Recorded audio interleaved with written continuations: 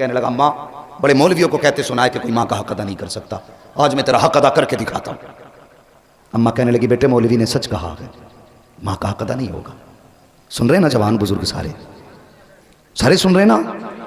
कहने लगे माँ ने कहा बेटे नहीं, माँ का हक अदा नहीं होगा। उसने कहा कैसे नहीं होगा, अट्टा कट्टा हूं, जवान हूं, तू औरत होकर एहसान कर सकती है, मैं मर्द होकर हक अदा नहीं कर सकता।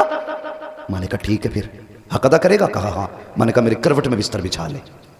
माँ ने करवट में बिस्तर बिछा दिया चारपाई पे। बेटे की आंख लगी ना, अम्मा ने उठा, बेटे। जी अम्मा। उठ, क्या बात है। कहा मेरा हक अदा नहीं करना। करना तो है। कहा जल्दी पानी लेके आ। सर्दी की रात थी, भागा भागा गया, पानी लेके आया। माँ ने आधा पिया आधा बिस्तर पे गिरा दिया। कहने लगा अम्मा ये क्या। कहने लगी बेटे बुढ़ापे की वजह से गिर गया। कोई बात नहीं बेटे, बिस्तर सूखा, उधर लेट जा। बच्चे ने, लड़के ने दूसरी तरफ करवट ली, सोया, आंख लगी। फिर माँ ने कह दिया बेटे उठ। तो उठ के कहने लगा क्या बात है अम्मा। तो मेरा हक अदा नहीं करेगा। तो कहने लगे करना तो है। कि फिर जल्दी पानी ला। गया, फिर पानी लाया। माँ ने आधा पिया आधा गिरा दिया। 2 हिस्से बिस्तर के भीग गए, तीसरा हिस्सा बाकी बचा। आंख लगी, जैसी आंख लगी माँ ने कहा बेटे उठेगा नहीं। अब के झुंझला के उठा। कहने लगा एक बार काम क्यों नहीं बता देती। माँ ने कुछ नहीं कहा भी। उसने कहा ना एक बार क्यों नहीं बता देती। माँ ने कहा बेटे मेरा हक अदा नहीं करना। हाँ करना है ना। अच्छा फिर पानी लेके आ। फिर पानी लाया। माँ ने फिर पानी पिया, फिर बिस्तर पे गिरा दिया। जब तीसरी मर्तबा बिस्तर पे पानी गिरा ना, अब बेटा बर्दाश्त ना कर पाया। कहने लगा माँ ये तेरे बुढ़ापे की वजह से तेरी अकल बीमारी गई है। बता तो सही तू कितनी बेवकूफ़ है। तूने 3 जगह मेरे बिस्तर पे पानी गिराया। अब बता मैं सोऊं तो कहाँ सोऊं, मैं लेटूं तो कहाँ लेटूं। तूने मेरा पूरा बिस्तर गीला कर दिया। माँ की आंख में आंसू आ गए। कहने लगी लखते जिगर नूरे नजर, मैंने तुझसे पहले कहा था तू माँ का कैसे बदला दे सकता है। कहा माँ मैं समझा नहीं। कहा बेटे मैंने 3 जगह पानी गिराया तो तुझे गुस्सा आ गया, तेरे लहजे बदल गए, तेरा अंदाज सख्त हो गया, तू माँ पे अकड़ के खड़ा हो गया। मगर बेटे याद कर जब तू छोटा सा था यही सर्दी की रातें थी, 3 जगह नहीं 4 जगह नहीं, तूने 7 जगह बिस्तर पे पेशाब किया, लेकिन मैं हर जगह करवट बदल के तुझे सूखे बिस्तर पे सुलाती रखी, खुद गीले पे लेटती रखी, सूखे आंचल पे लेटाती रखी। बेटे जब आंचल भी सूखा ना रहा तेरे पेशाब की जगह पे बेटे मैं लेटी थी और अपने सीने पे तुझे लेटाती रखी थी। तूने कहा था मैं हक अदा करूंगा, उसने कदम पकड़े। कहने लगा माँ मेरी औकात क्या है, दुनिया में कोई भी बेटा माँ की खिदमत का हक अदा कर ही नहीं सकता। बेशक सुभान अल्लाह। कौन हक अदा कर सकता है माँ बाप का। बता रहा माँ बाप की इज्जत करना, इनकी कदर करना। और जवानों स्कूल पढ़ने वालों तुमसे भी एक बात कह दूं, तुम्हारे हाथ में कलम आ गया ना तो तुम्हें भी फिर अब्बा की औकात दिखाई नहीं देती।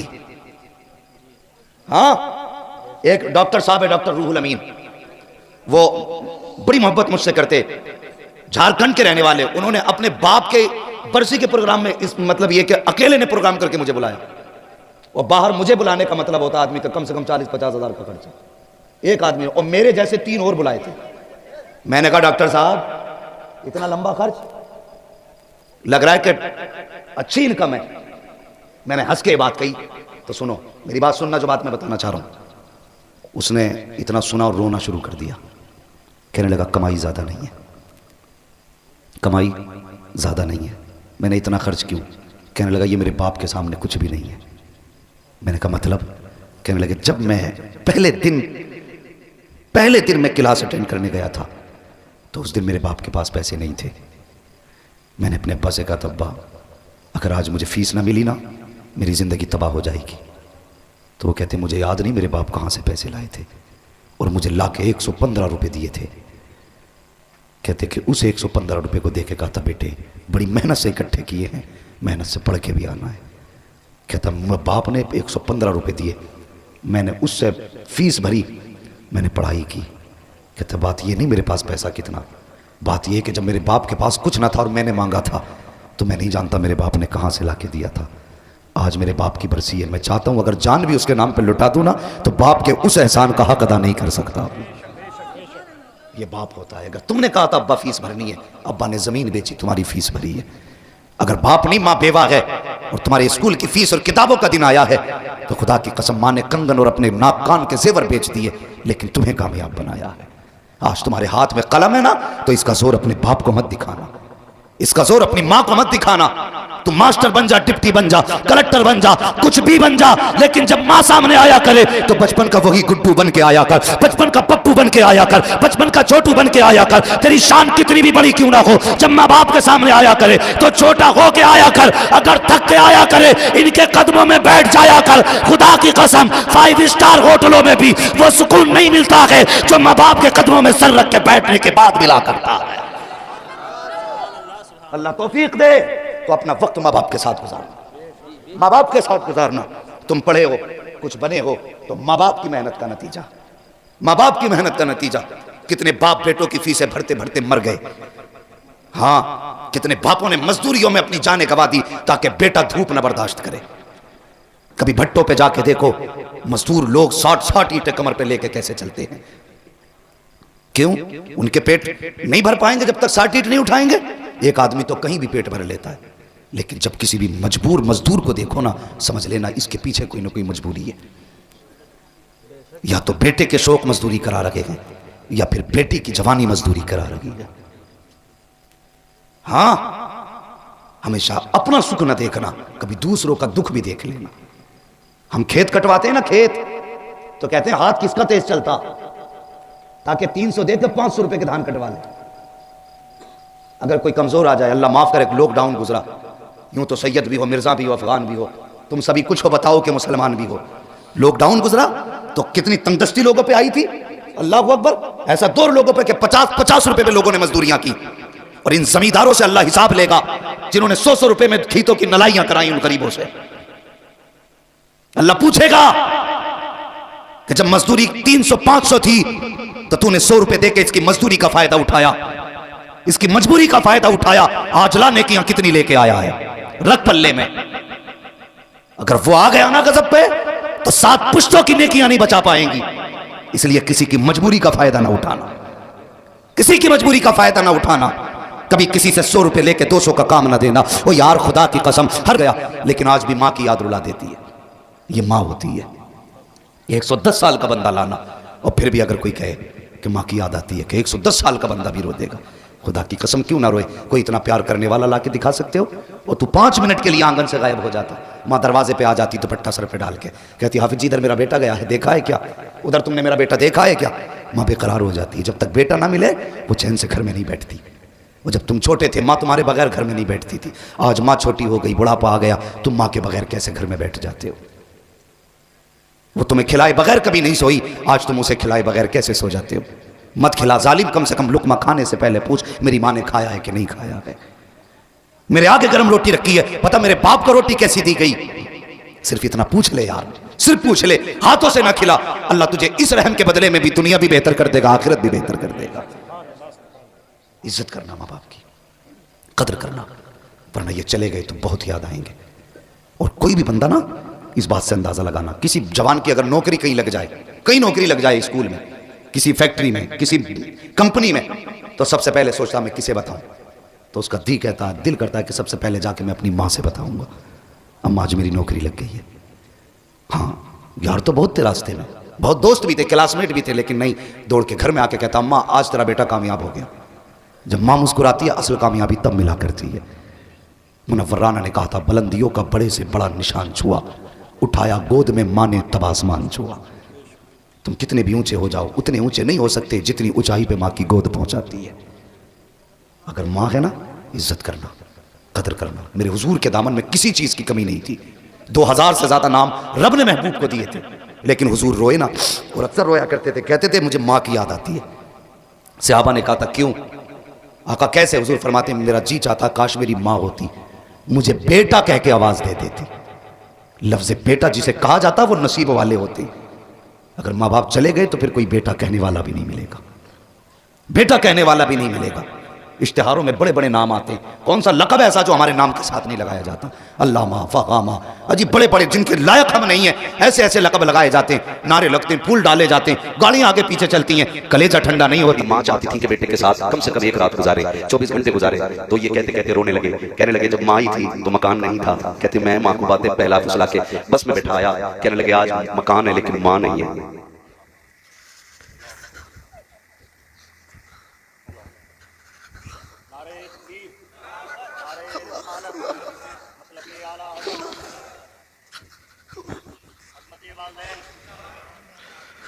कहने लगे आज मकान है, मां नहीं है।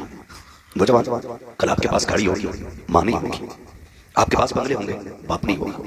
वो जो तुम्हें कंधे पे लेके देता रहा ना, आज अल्लाह तौफीक दे उसके कदमों में पीछे जाया करे। वो तुमसे एक सवाल करे ना, कह दिया करो जान भी तेरी है, कह दिया करो उससे जान भी तेरी है। मैं कसम खा के कहता हूं, कोई दवा बाप को उतनी ताकत नहीं देती जितने बेटे के मीठे लहजे बाप को ताकत दिया करते थे। उसके एहसान मानना, मेहनत से पालते माँ बाप। मिलाद वाले ने आके माँ की कदर बताई, हुजूर ने आपके बाप का एहतराम सिखाया। हुजूर के चचा ना जब कभी पीछे चलते थे, आका बाजू पकड़ के कहते थे, चचा पीछे ना चले, मेरे बगल में चले। हुजूर के चचा हाथ जोड़ते थे, तेरे कदमों पे कुर्बान जाऊं, मेरी औकात में तेरे बगल में चलूं। तो मेरा नबी कहता था, नहीं, सुना है आपका चेहरा मेरे बाप अब्दुल्लाह से मिलता है। जब आप पीछे होते हो तो लगता है कि मेरे बाप की पीठ हो गई है, इसलिए चचा मेरे बगल में चला करो। हाथ जोड़ के कहता हूं, बाप की इज्जत कर लो, इनकी कदर कर लो। तुम जो कहते हो बाप को प्यार नहीं, सिर्फ माँ प्यार करती है, नहीं मेरे अजीज, ऐसा नहीं होता है। कैसे फैसला कर लिया कि माँ प्यार नहीं करती? दर्द होता है तो मार होती है, बाप नहीं रोता है। ऐसा नहीं होता है, खुदा की कसम, बाप के दिल में भी तेरा प्यार है। अगर तू लेटा है तो माँ घर में तोड़ी फिरती है, तो तुझे क्या लगता है बाप बिस्तर पे लेटा है तो उसे तेरे देर से आने का एहसास नहीं, उसको भी एहसास है। फर्क इतना है कि वो बाप है, जल्दी रोता नहीं है। अगर माँ रोती है तो चैन से सोता बाप भी नहीं है। कितने बूढ़े बाप को मैं चौक में खड़ा दिखाऊंगा, रोड पे खड़ा दिखाऊंगा, इतनी रात में क्यों खड़े हो? का बेटा नहीं आया है, काम पे गया था, देर हो गई है। हाथ जोड़ के कह रहा हूं खुदा के वास्ते, कभी बाप को देर हो जाया करे, तुम भी निकल जाया करो और उसे राजी करने की कोशिश किया करो। इसलिए कि मेरे नबी ने फरमाया है, जिससे बाप नाराज होता है उससे खुदा नाराज होता है, जिससे बाप राजी होता है उससे खुदा पाक राजी होता है। नारे तकबीर, नारे रिसालत, मसलके आला हज़रत, अज़मते वालिदैन, फैज़ाने वालिदैन, एहसाने वालिदैन, अल्लामा मुफ्ती हम्माद रज़ा साहब क़िबला। और सुने खुदा के वास्ते, अगर चाहते हैं आप, एक ये पहलू भी है। एक तो ये पहलू है कि औलाद माँ बाप की फरमाबरदारी करे, और एक पहलू ये है कि माँ बाप औलाद को फरमाबरदार बनाए। इस पहलू पे बात करने के लिए 100 बातों की एक बात है, अपने बच्चों को रोजी हलाल खिलाइए। हराम की, बेईमानी की, लूटी हुई, चोरी की, झूठ की दौलत बच्चों को ना खिलाना, वरना कल तेरे सामने ये जूता लेके खड़े होंगे, फिर कोई मौलवी और पीर का तावीज काम नहीं करेगा। इसलिए कि जब रगों में खून हराम का होता है ना, तो फिर गर्दन में पड़ा हुआ तावीज काम नहीं आता है। अपने बच्चों को लुक में हलाल खिलाइएगा। मैं नौजवान मेरे सामने बैठे, आपसे मेरी गुजारिश है, जल्दी अमीर बनने के चक्कर में शॉर्टकट यूज न करें। अक्सर शॉर्टकट जो है हराम की तरफ लेके जाता है। हाँ, बिल्कुल नहीं। खालिक कौन? बोले मेरे भाई, जल्दी से बोले, खालिक कौन? और जोर से, खालिक कौन? मालिक कौन? रज़ाक कौन? रज़ाक कौन? जोर से, रज़ाक कौन? अल्लाह। रोज़ी देने वाला कौन? अल्लाह। जिंदगी देने वाला कौन?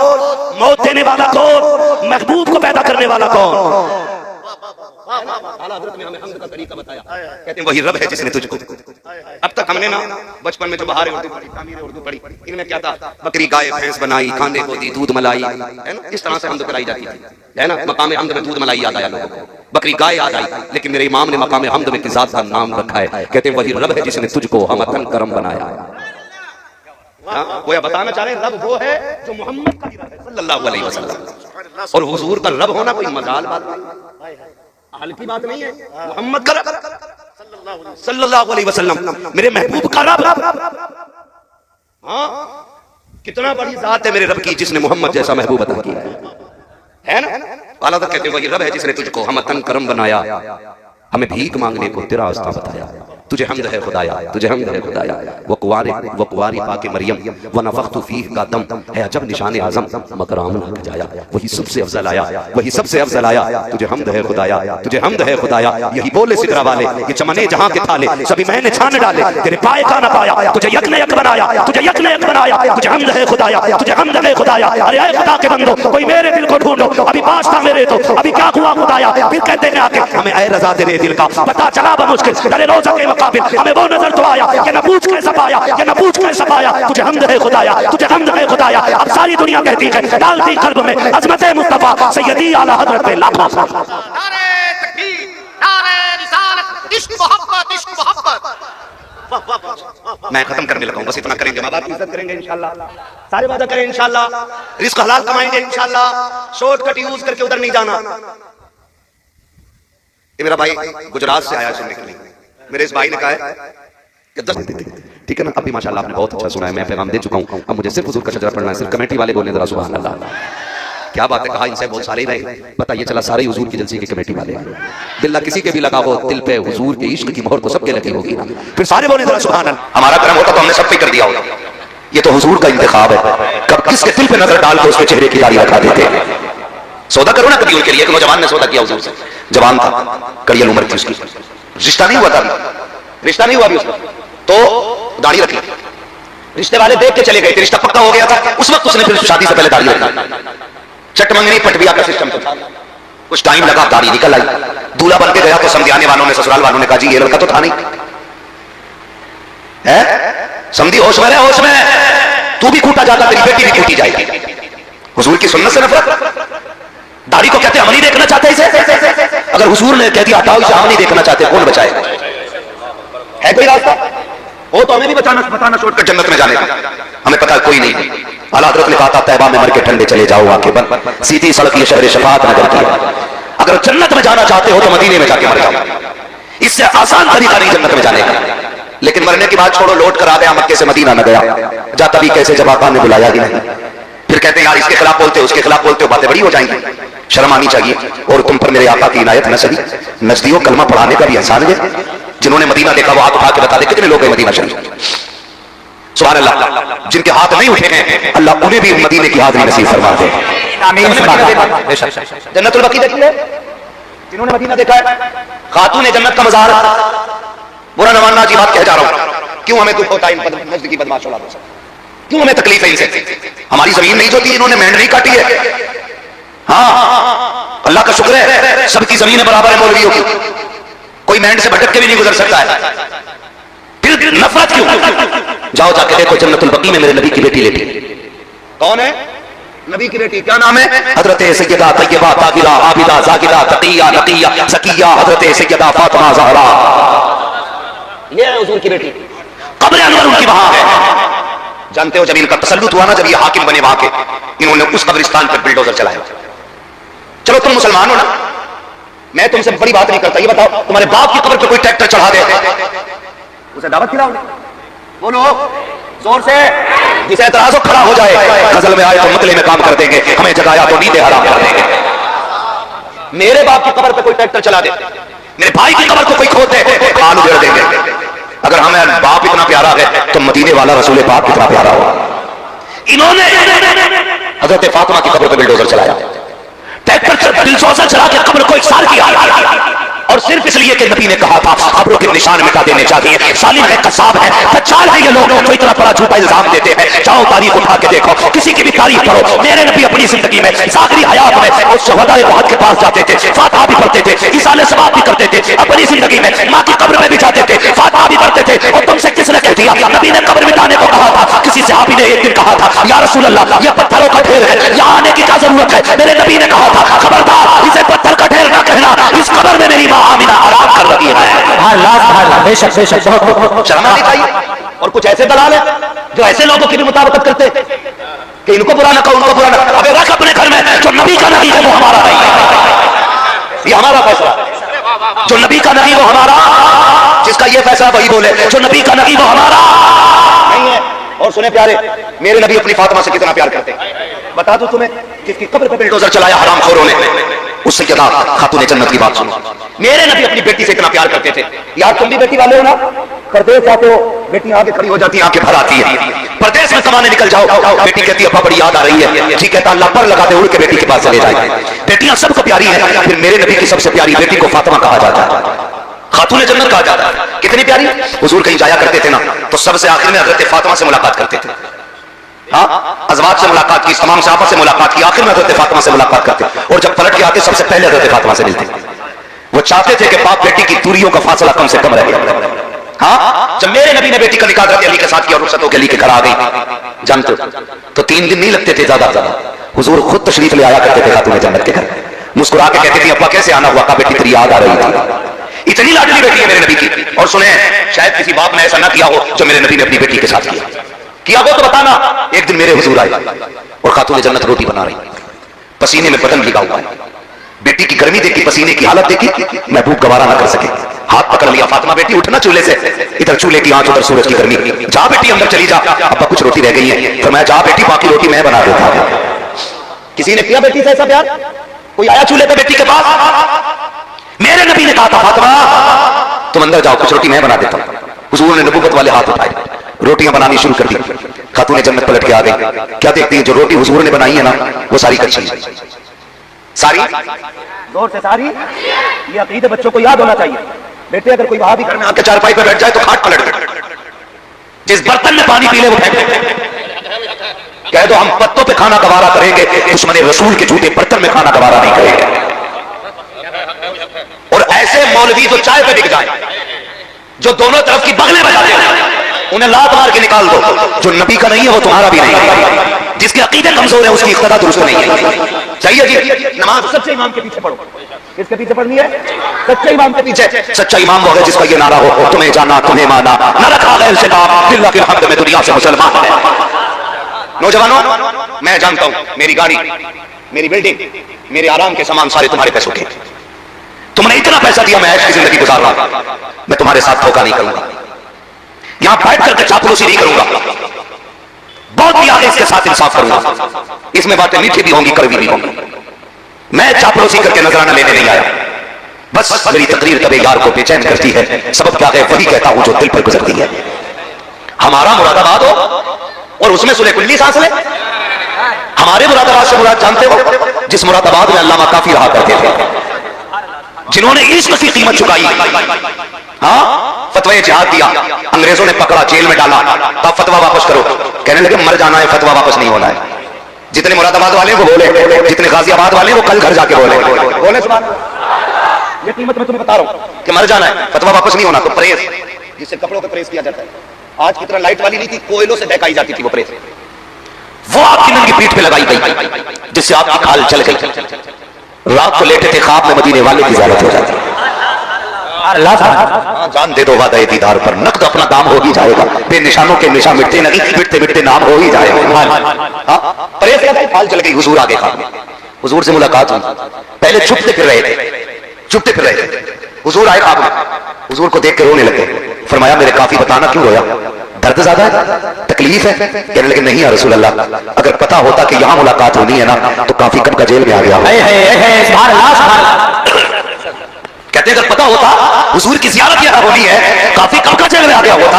यार हम उस मुरादाबाद में रहते हैं तो हम किसी गुस्ताख को जीने की इजाजत कब दे सकते हैं? लगाम दे अपनी जुबान को, दुश्मनों से कोई समझौता नहीं है। मैं बाप नबी की बेटी की कर रहा था, हुजूर ने रोटियां बनाई, कच्ची निकली, खातून जन्नत आ गई। अब्बा जी बताओ ना, मैंने जितनी रोटियां बनाई है सारी पकी हुई निकली है, आपने जितनी रोटियां बनाई है ये कच्ची क्यों निकल रही है? तो मेरे नबी ने कहा था फातिमा, रब ने मुझे वो असमत बख्शी है, जिस चीज को मैं हाथ लगा देता हूँ आग में ताकत नहीं है उसे जला सके, जिस शय को हाथ लगा दो आग में ताकत नहीं है उसे जला सके। और यार बता तो सही, माशअल्लाह सदवार लानत हो मुस्तफा के दुश्मनों पर जो ये कहते हैं नबी बेटी की शफाअत नहीं कर सकते। अगर आटे को हाथ लगा दे आग नहीं जला सकती है, जिस फातिमा को सीने लगाते रहे हो उस फातिमा को जहन्नम की आग कैसे जला सकते? नारे तकबीर, नारे रिसालत, उलमाए अहले सुन्नत, मुफ्ती मोहम्मद मियां साहिब किबला, नारे तकबीर। ओ बेटी देने से पहले सोच लिया करो, जब ये नबी की बेटी का नहीं हुआ तो तेरी बेटी का कैसे हो सकता है? जब नबी की फातिमा का ये नहीं हुआ तो तेरी फातिमा का कैसे हो जाएगा? दिल दुखता है। नबी की अम्मी की कब्र खोद के इन कुत्तों ने आग लगाई, बहुत सितम किए थे इन्होंने, ये तो इनके कारनामे हैं। और अकीदत की बात देखी जाए तो तक़वियतुल ईमान उठाओ पढ़ो, मेरी तो हिम्मत भी नहीं होती मैं उसकी बात दोहराऊं। इनकी किताबें पढ़ो, इन्होंने बकवास की नबी की शान के खिलाफ। और जो चिलते आला हज़रत से सुने, जब तर्जुमे के नाम पर इन्होंने गद्दारियां की थी ना, इतनी बड़ी बड़ी गद्दारी, ना फतहना लका फतहन मुबीना, इस आयत करीमा का तर्जुमा करते हुए इनके मुल्लों ने लिखा था महबूब ये फतह मैं आपको इसलिए दी कि था कि आपके अगले पिछले गुनाह बख्श दिए जाए। गुनाह उसके बख्शे जाते जिसके होते। और सुन्नियों का, मुसलमानों का अकीदा यह है अंबिया और फरिश्ते गुनाहों से मासूम हुआ करते हैं। बोलो है कि नहीं अकीदा? अंबिया और फरिश्ते गुनाहों से हाँ मासूम होते हैं, इनसे गुनाह हो ही नहीं सकता।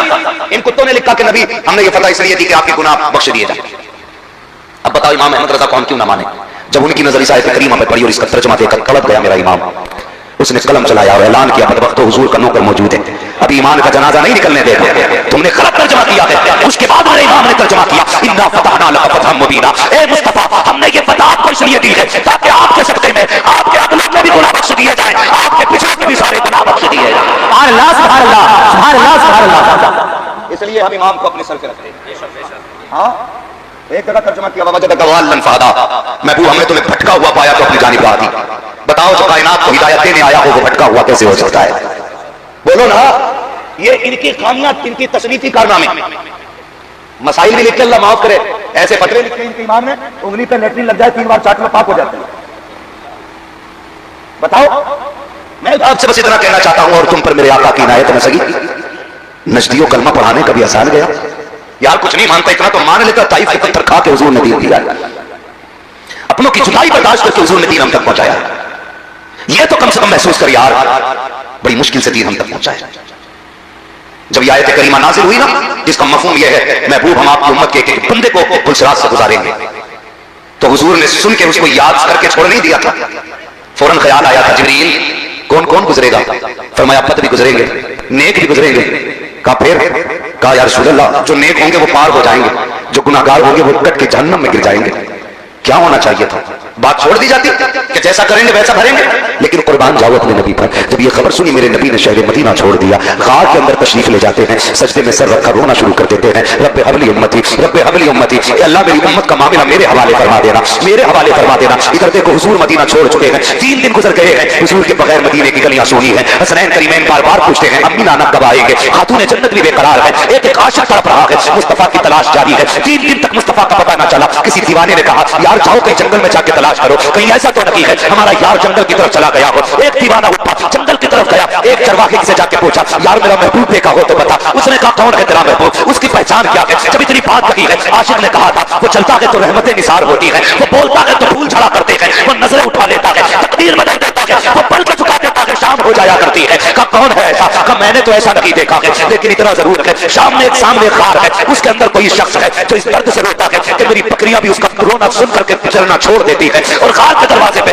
मुंह रख के बैठ जाया करती है। जब तक वो रोता रहता है मेरी बकरियां भी रोती रहती है। अल्लाह अकबर मालिक ने कहा था, लेकिन ताज्जुब की बात यह है कि वो रोती है, खाती पीती नहीं है, कमाल यह है भूखती रहती है, दूध हर दिन से ज्यादा दिया करती है।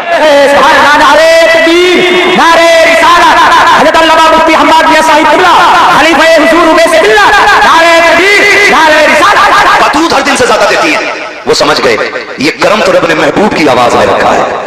जब आ गई है जोशे रहमत पे उनकी आंखें, जल से जलते बुझा दिए हैं, रोते हंसा दिए हैं, मेरे करीम से अगर कतरा किसी ने मांगा दरिया बहा दिए हैं, दुरबे बहा दिए हैं। दौड़े गए गार के पास, देखा हुजूर है, बेकरार हो गए, पलट के आए मदीना शरीफ। अबू बकर उमर बेकरार है, मिल गए, मुस्तफा मिल गए, सब दौड़ पड़े, क्या कह रहे हो? हुजूर मिल गए। कहा कहाँ हो? कहा मैंने गार में रोते हुए देखा है। खुदा की कसम जो सहाबा महबूब के बदन पे किसी की गलत नजर उतना गवारा नहीं कर सकते, उनकी आंख का आंसू कैसे बर्दाश्त कर सकते थे? तोड़ लगा दी जिसने जैसे सुना। गार पे पहुंचे हैं, अबू बकर उमर भी है, हैदर करार भी है, उस्मान गनी भी है। जाके गार के अंदर महबूब के जाके हाथ जोड़ के कहते या रसूल अल्लाह लौट चलिए, आपके बगैर मदीना सूना सूना लगता है। आका जब से आप गलियों से आए हैं ना दिल नहीं लग रहा है, महबूब आपके बगैर मिंबर भी अच्छा नहीं लगता, या रसूल अल्लाह लौट चले। जब इतनी बात मेरे नबी ने सुनी, फरमाया अबू बकर कैसे जाऊं, उम्मत के गुनाहों का मामला है, आज मैंने जिद कर ली है, जब तक मेरा रब उम्मत के बारे में एक हतमी फैसला नहीं फरमा देगा उस वक्त तक मैं पलट के नहीं जाने वाला। मैं पूछना चाहता हूं हफ्ते में 2 बार ताड़ियां मुड़ाने वालों, तुम्हें मुस्तफा के आंसुओं का ख्याल कब आएगा? अपनी बेटियों से जाके पूछो, जब दुपट्टे को फैशन के तौर पर उतार देती है, तुम्हें नबी के आंसुओं की हया क्यों नहीं है? आका करीम के बच्चों का ख्याल क्यों नहीं आया? जरा सोच तो सकी। मेरे नबी कहते हैं अबू बकर क्या करूं, उम्मत का गम मुझे जाने नहीं देता है। नहीं नहीं जाओ, मुझे नहीं आना है जब तक मेरा रब उम्मत के बारे में कोई फैसला नहीं फरमा देता है। जब आका ने ये फैसला कर दिया, इतने में सलमान फारसी आगे बढ़े, कहने लगे परेशान क्यों होते हो? अगर हुजूर को मनाना है तो जाओ उसे बुला के ले आओ जिसकी कभी खुदा ने भी नहीं ताली है, मुस्तफा ने नहीं ताली है। कहा किसकी बात करते हो? कहा कोई जाए जाके खातून जन्नत को बुला लाए, फातिमा ज़हरा को बुला लाए। लोग दौड़े के मदीना शरीफ की तरफ पहुंचे, सैयदा के दरवाजे पे आवाज आती है मन दक्कल बाबा, कौन दरवाजे पे आया है? कहा सैयदा दरवाजा खोलो, हुजूर का पता चल गया है, बेटी तो बेटी हुआ करती है, जैसी बाप की खबर सुनी है खातून जन्नत ने दरवाजा खोला। कहा कहाँ है मेरे बाबा? कहा घर के अंदर है, रो रहे हैं, किसी की मान नहीं रहे हैं। कहा अच्छा, कहा चलो फिर फातिमा खुदा रही है, ये कहकर मर्दों को रुक सकती है, मदीने की औरतें आ जाती हैं, खातून जन्नत के दरवाजे पे भीड़ है, एक हाथ में हसन का हाथ है, दूसरे हाथ में हुसैन का हाथ है, शहजादों को लेकर के खातून जन्नत सैकड़ों औरतों के झुरमुट में गार की तरफ दौड़ रही है। जब गार की तरफ गई है, दरवाजे पे पहुंची, सारे मर्द बाहर है, सिर्फ तनहा बेटी अंदर है, साथ में शहजादे हैं। कहती है अब्बा जी लौट चलिए, आपके बगैर मदीना अच्छा नहीं लगता है। मेरे नबी ने कहा खातून जन्नत, ए मेरी फातिमा तुम आ गई हो मेरी बेटी, लेकिन क्या करूं उम्मत का मामला है, रहने के ख्याल आता है। रब ने ऐलान किया है तेरी उम्मत का एक फर्द पुलसरात से गुजरेगा। ए फातिमा जिनके लिए पत्थर खाता रहा, अगर ये कट के जहन्नम में गिरेंगे मेरे दिल पे क्या गुजरेगी? जिनके लिए पेट से पत्थर बांधे, अगर ये दोज़ख में जाएंगे मेरे दिल पे क्या गुजरेगी? ए फातिमा नहीं जाना है जब तक उम्मत के बारे में फैसला नहीं हो जाता है। अल्लाह पर खातून जन्नत कहती है अच्छा बाबा ये बात है? हाँ बेटी, आपने इमाम हसन की कलाई पकड़ी, आगे बढ़ा के कहती है अब्बा याद है ये हसन जब ये पैदा हुआ था तो आपने बताया था कि मेरे शहजादे को जहर दिया जाएगा, जिस जहर की वजह से इसके जिगर के टुकड़े कट के निकलेंगे और उसके कपड़ों को लहूलुहान करेंगे। अब्बा जी फातिमा वादा करती है जब उम्मत का अमल तोड़ा आएगा, इस शहजादे को लेके जाके कहेगी मालिक मेरे बेटे के जिगर के टुकड़े थे और फिर उम्मत के गुनाह थे, आज हसन के शहर के बदले में मैं तुझसे कुछ नहीं चाहती हूँ, मेरे महबूब की उम्मत की मग़फ़िरत फरमा दे। महबूब की आंख निकली है, आक़ा करीम फरमाते हैं ए फातिमा को बड़ा बेनियाज है, अगर फिर भी उम्मत ना बख्शी गई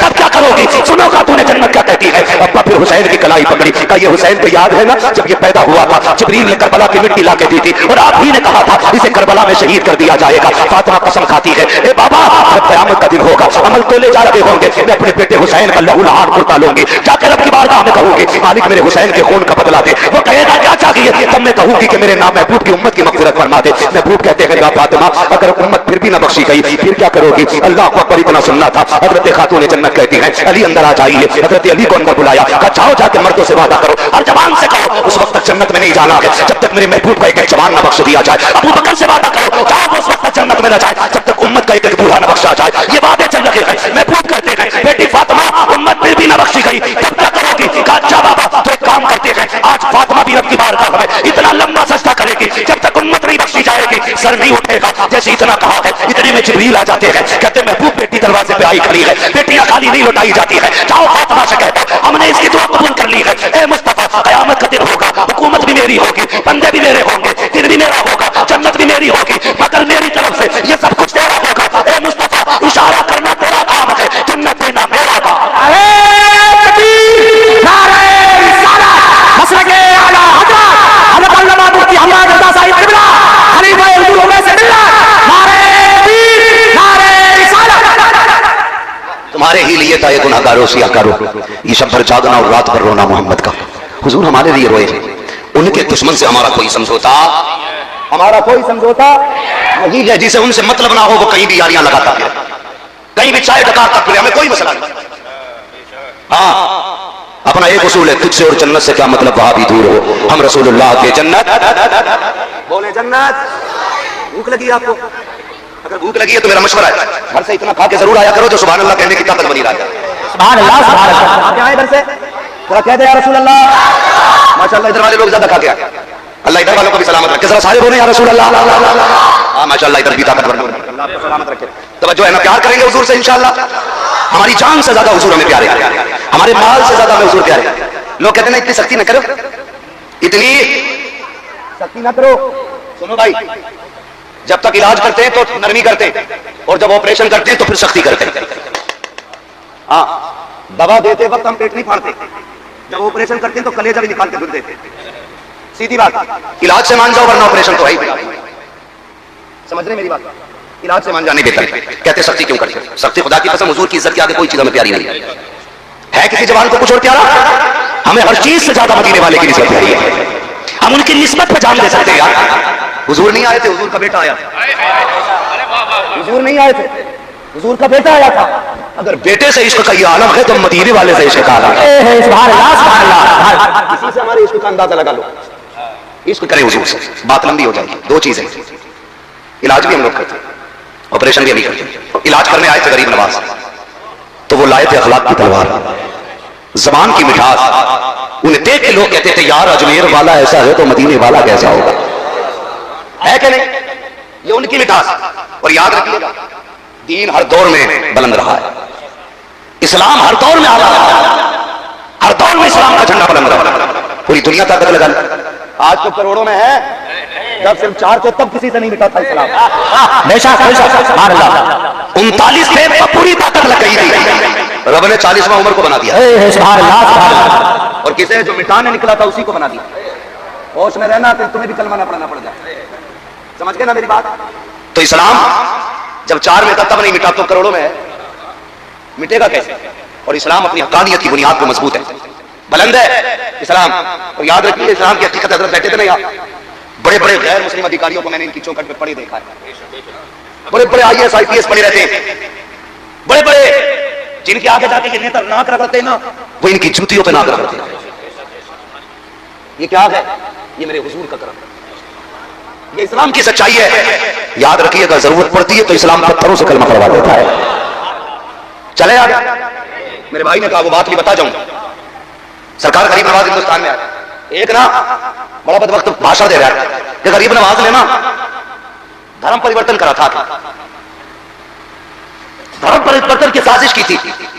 पगले बकलूल हिस्ट्री पर धर्म परिवर्तन कराना उसको कहते हैं लालच दे के धर्म परिवर्तन कराया जाए या मजबूर करके। गरीब नवाज ने लालच नहीं किया था, सबके काम आपने मुट्ठी बंद करके कर दिए थे। वहां तो मसला था जो दे उसका भी भला, जो ना दे उसका भी भला। ये तालीम थी अजमेर वाले की। धर्मांतरण किया क्या क्या लाते निकाल के, डिक्शनरी भी उल्टी हो जाती है। सुने गरीब नवाज, खुदा की कसम दीन कैसे फैला है। अगर कोई बेसहारा आता मुस्कुरा के मुट्ठी भर के नवाज देते, जब उसकी नस्लों के गुजारे होते थे तो वो महक मुहीन के नारे लगाया करता था। और आज भी अजमेर शरीफ में लंगर चलता है गरीब नवाज का, खत्म नहीं हुआ, गरीब नवाज के दौर से चलता है। जब भी कोई मांगने वाला आया मुसल्ले का कोना उठाया, जो मांगा दे दिया। ऐसा लगता था मुसल्ले का कनेक्शन जन्नत के खजानों से कर रखा गया था, है ना। ये सारे मामले आते सरकार गरीब नवाज है, जंगलों में रहते अल्लाह अल्लाह करते। यही भाई काम हम लोगों का, तमंचे हम नहीं रखते, तलवार हम नहीं रखते, गर्दन पे छुरी रख के हम नहीं कहते कि अल्लाह अकबर, पेड़ से बांध के हम नहीं कहते अल्लाह अकबर। हम तो कहते अच्छा लगे तो कह, खुदा की कसम एक वक्त तू ठहर मुसलमान तो हो लेने दे। हाँ, हालात बदलेंगे इंशाअल्लाह, हालात बदलेंगे। मेरी बात गौर से सुनिएगा। लेकिन सबसे जरूरी है कि हमें अपने बुजुर्गों से एतकाद मजबूत रखना है। बातें बहुत सी हैं करने को, लेकिन करनी नहीं है। शान आलम भाई, मसले तो बहुत सारे उलझे हुए हैं लेकिन सारे हल नहीं करते। सरकार गरीब नवाज जंगलों में रहते, अल्लाह अल्लाह करते। मुस्लिम भी उनकी महफिल में आते थे, गैर मुस्लिम भी आया करते थे। आज तो मुसलमान महफिल तो महफिल मस्जिद में आने तैयार नहीं। ये कह दो आज आसमान गिरने वाला है, पूरी मस्जिद भर जाती है।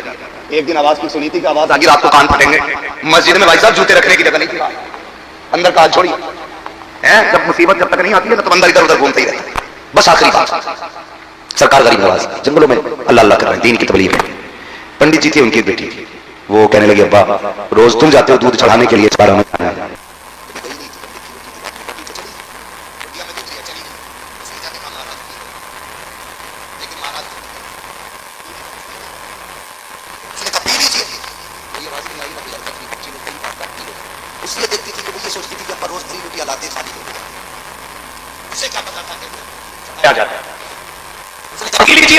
कोई आवाज नहीं आई। उसने सोचा शायद महाराज नाराज है। उसने कहा महाराज कोई गलती हो गई तो माफ कर दे, दूध पी ले। कोई आवाज नहीं आई। उसने कहा अच्छा अगर मैं इतनी बड़ी पापी हूं तो लो वादा करती हूं प्रायश्चित करूंगी, और उस वक्त तक आपके पैरों में अपने सर मारते रहूंगी जब तक आप माफ नहीं कर देते। आस्था थी उसकी, अकीदत थी जुड़ी हुई। उसने सर मारना शुरू किया, इतना सर पीटा के खून बहना शुरू हो गया। इत्तेफाक से वहीं से गुजर हो जाता है अजमेर वाले खाजा का। सरकार गरीब नवाज ने बच्ची को देखा, फरमाने लगे क्या बात है, क्या बात है बेटी। बच्ची ने सर उठाया, कहा तुम्हें क्या मतलब बाबा, आप चेहरे से मुसलमान लगते हो, ये हमारा मसला है, आपका क्या मसला है, आप बताना शायद मैं तेरे काम आ जाऊं। उसने कहा सुनो बाबा, मैं यहाँ पे इसलिए आई थी ताकि अपने भगवान को दूध पिला सकूं, लेकिन ये नाराज में मेरी सुन नहीं रहे हैं, इसलिए मैंने कसम खाई है जब तक ये दूध पी नहीं लेंगे उस वक्त तक मैं सर मारती रहूंगी, भली मेरी जान चली जाए। कहते बस इतनी सी बात, अल्लाह अकबर दे के गरीब नवाज को। वो ये भी तो कह सकते थे बेटी ये पत्थर की मूरत है, ये दूध नहीं पीती है। वो ये भी कह सकते थे कि ये खाते पीते नहीं है। आप कहते हैं बस इतनी सी बात, इसको दूध पिलाना है। क्या आगे बढ़े, फरमाने लगे दूध पीता क्यों नहीं है, जब बच्ची कह रही है मान क्यों नहीं लेता है। कोई जवाब नहीं आया। कहा देखो फिर भी नहीं पी रहे हैं। आगे बढ़े गरीब नवाज, कान पकड़ के ऐसे बैठे, कहा पीता है कि नहीं, पत्थर में जाना गई, हाथ भरा के दूध पीना शुरू कर दिया। नारे तकबीर, नारे रिसालत, आ जाता हिंदुस्तान, आ जाता हिंदुस्तान, नारे तकबीर। दूध पीना शुरू कर दिया। अब बच्ची खुशी खुशी घर चली गई। हमारा समाज भी बड़ा अजीब है, ये जाहिर देखता है, बातिन कतई नहीं झांकता। सुनना जरा दिल पे हाथ रख के, अल्लाह की नस्लों को परवान चढ़ाए, आपके खजाने अल्ले तल्ले भरे। हाँ, ये मैंने मुहावरी जबान इस्तेमाल की है, कमी ना पड़े तुम्हारे खजाने में। लेकिन सुने, जब पलट के निकली ना तो लोग दिमाग लगाने लगे। कुछ ठलुए होते हैं जिन्हें दिमागी लगाने का काम है। जितने निकम्मे निठल्ले बेरोजगार हैं वो भविष्यवाणी करते, सभी की भविष्यवाणी बाबा मोदी जी की करते रहते हैं। जिन्हें घर चलाना नहीं आता वो देश चलाने की बात करते हैं। जिसका अपने बेटे का पता नहीं किधर है, वो कहता आपके ये सीट निकल रही है, सुबह से शाम तक बिना वजह की चाय पी रहा बैठा हुआ, कोई काम नहीं है। क्या वो सरकार आ रही है भाई, अब क्या वो आ रही है, बताओ उनकी तो आ रही, तेरी कब आ रही है भाई। तो कुछ बेरोजगार लोगों को सिर्फ अनुमान और तनकीद का ही मौका रहता है। बेरोजगार जिन्हें कोई काम नहीं, वो तनकीद कर देते हो, देखो देखो भी फलां की बेटी निकल के गई है और ये दिन छुपे से पहले ना, ये बैठ के बातें करते रहते हैं, दिन छुपे से पहले नहीं आनी है। एक तो कहेगा 8 दिन से देख रहे हैं और यही देख रहे हो कि रोज 9 बजे जाती है और दिन छुपे आती है। बेगैरत जाके तो देख यार, ये भी तो हो सकता है इसकी मजबूरी से लेके जाती हो। देखना, ऐसा भी तो हो सकता है ये माँ के इलाज के लिए कहीं जाके काम करके पैसे लाती हो। हम किसी की मजबूरी दूर नहीं कर सकते, अलबत्ता उसे सलील करने की कोशिश करते।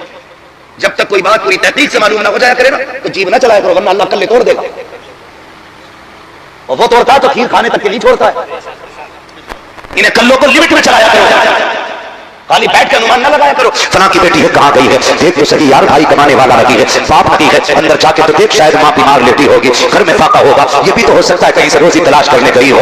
अल्लाह अकबर, किसी पे तनकीद ना किया करो। पंडित की बेटी पलट के आई, लोग दिमाग लगाने लगे, लगता है पंडित की बेटी ने आज इज्जत लुटवा दी है, इसके कपड़े खून में भीगे हुए हैं, चेहरा लहूलुहान है, लगता है ज्यादती की गई है। उसने कहा क्या हुआ बेटी? उसने कहा कुछ नहीं। कहा ये क्या हाल बनाया है? उसने कहा कुछ नहीं, बस अपने भगवान को मना के दूध पिला के आई हो। सब हैरत में थे, कब पागल हो गई लड़की, ये कहती दूध पिला के आई हो, पत्थर के खुदाओं ने कभी दूध नहीं पिया है, ये कैसे कह सकती है? बच्ची ने कहा मैं दूध पिला के आई हूं। लोगों ने बातें करना शुरू कर दी, पंडित के घर तक बेटी पहुंची, लोग पीछे पीछे थे, पंडित तेरी बेटी ने मुंह काला किया है, इतना बड़ा झूठ बोल रही है, अपने ऐप को छुपाने के लिए कहती है कि मैंने दूध पिलाया है भगवान को। जैसे पंडित से तेरी बात करी, वो हमारा अगर कोई कहे जी मैं भी मानता हूं, मैं भी नमाज पढ़ता हूं, मैं भी कुरान पढ़ता हूं, मानता हूं ना हुजूर को, तो क्या बता मानता कैसे?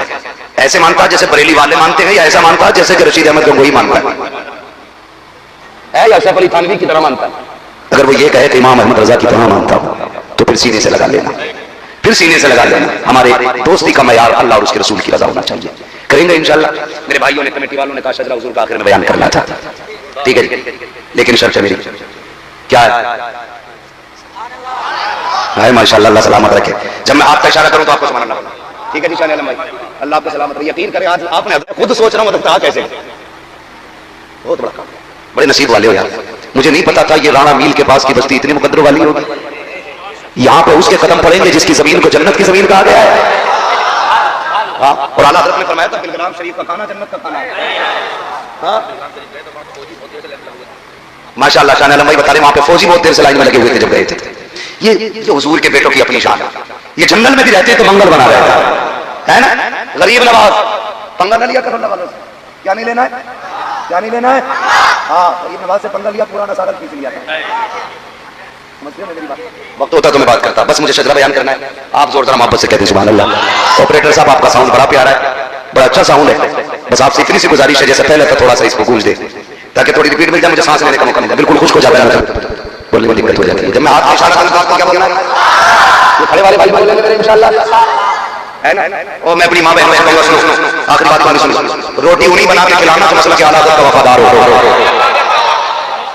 हाँ, गद्दारी को एक चाय का मत दे दियो, नमक की डेली मत दियो उसको, नमक की डेली कतई मत दे दियो। पहले पूछना बरेली वाला है, बरेली वाला है, बरेली वाला हो तो खाना खिला दे, है ना। अगर माँ बहन मजबूत हो जाए तो ये बताइए बात न भाभियों की बेटी लेनी है, न बेटी लेनी है, न बेटी लेनी है। लोग कहते हैं हम तो ले रहे थे, पर याद थोड़ी रहे। सुनो, जो देते उनकी एक जाती है, जो लेते पूरा घर चला जाए। अगले दिन से उनका सूरज भी दक्षिण से निकलता कि नहीं भाई ये बातें समझ में नहीं आती, समझ में तो तेरी जिंदगी भी नहीं आ रही, मर जा। तो न बेटी लेनी है, न बेटी लेनी है, न बेटी लेनी है। मेरे दादा कहा करते थे रिश्ता करो तो लड़की की दादी और नानी देख के करना। मैं कहता था इतनी दूर जाके खबरें खरीदने की जरूरत क्या है। कहते थे नहीं बेटे, जड़ का असर सत्ते पे जरूर दिखाई देता है। तो रिश्ते आशिक होने चाहिए, आशिक होने चाहिए। एक बात बता दो यार, क्या अच्छी लगी। लोग कहते हैं बरेली वाले नाते बड़ी अच्छी, नात लिखने के लिए इश्क की जरूरत होती है।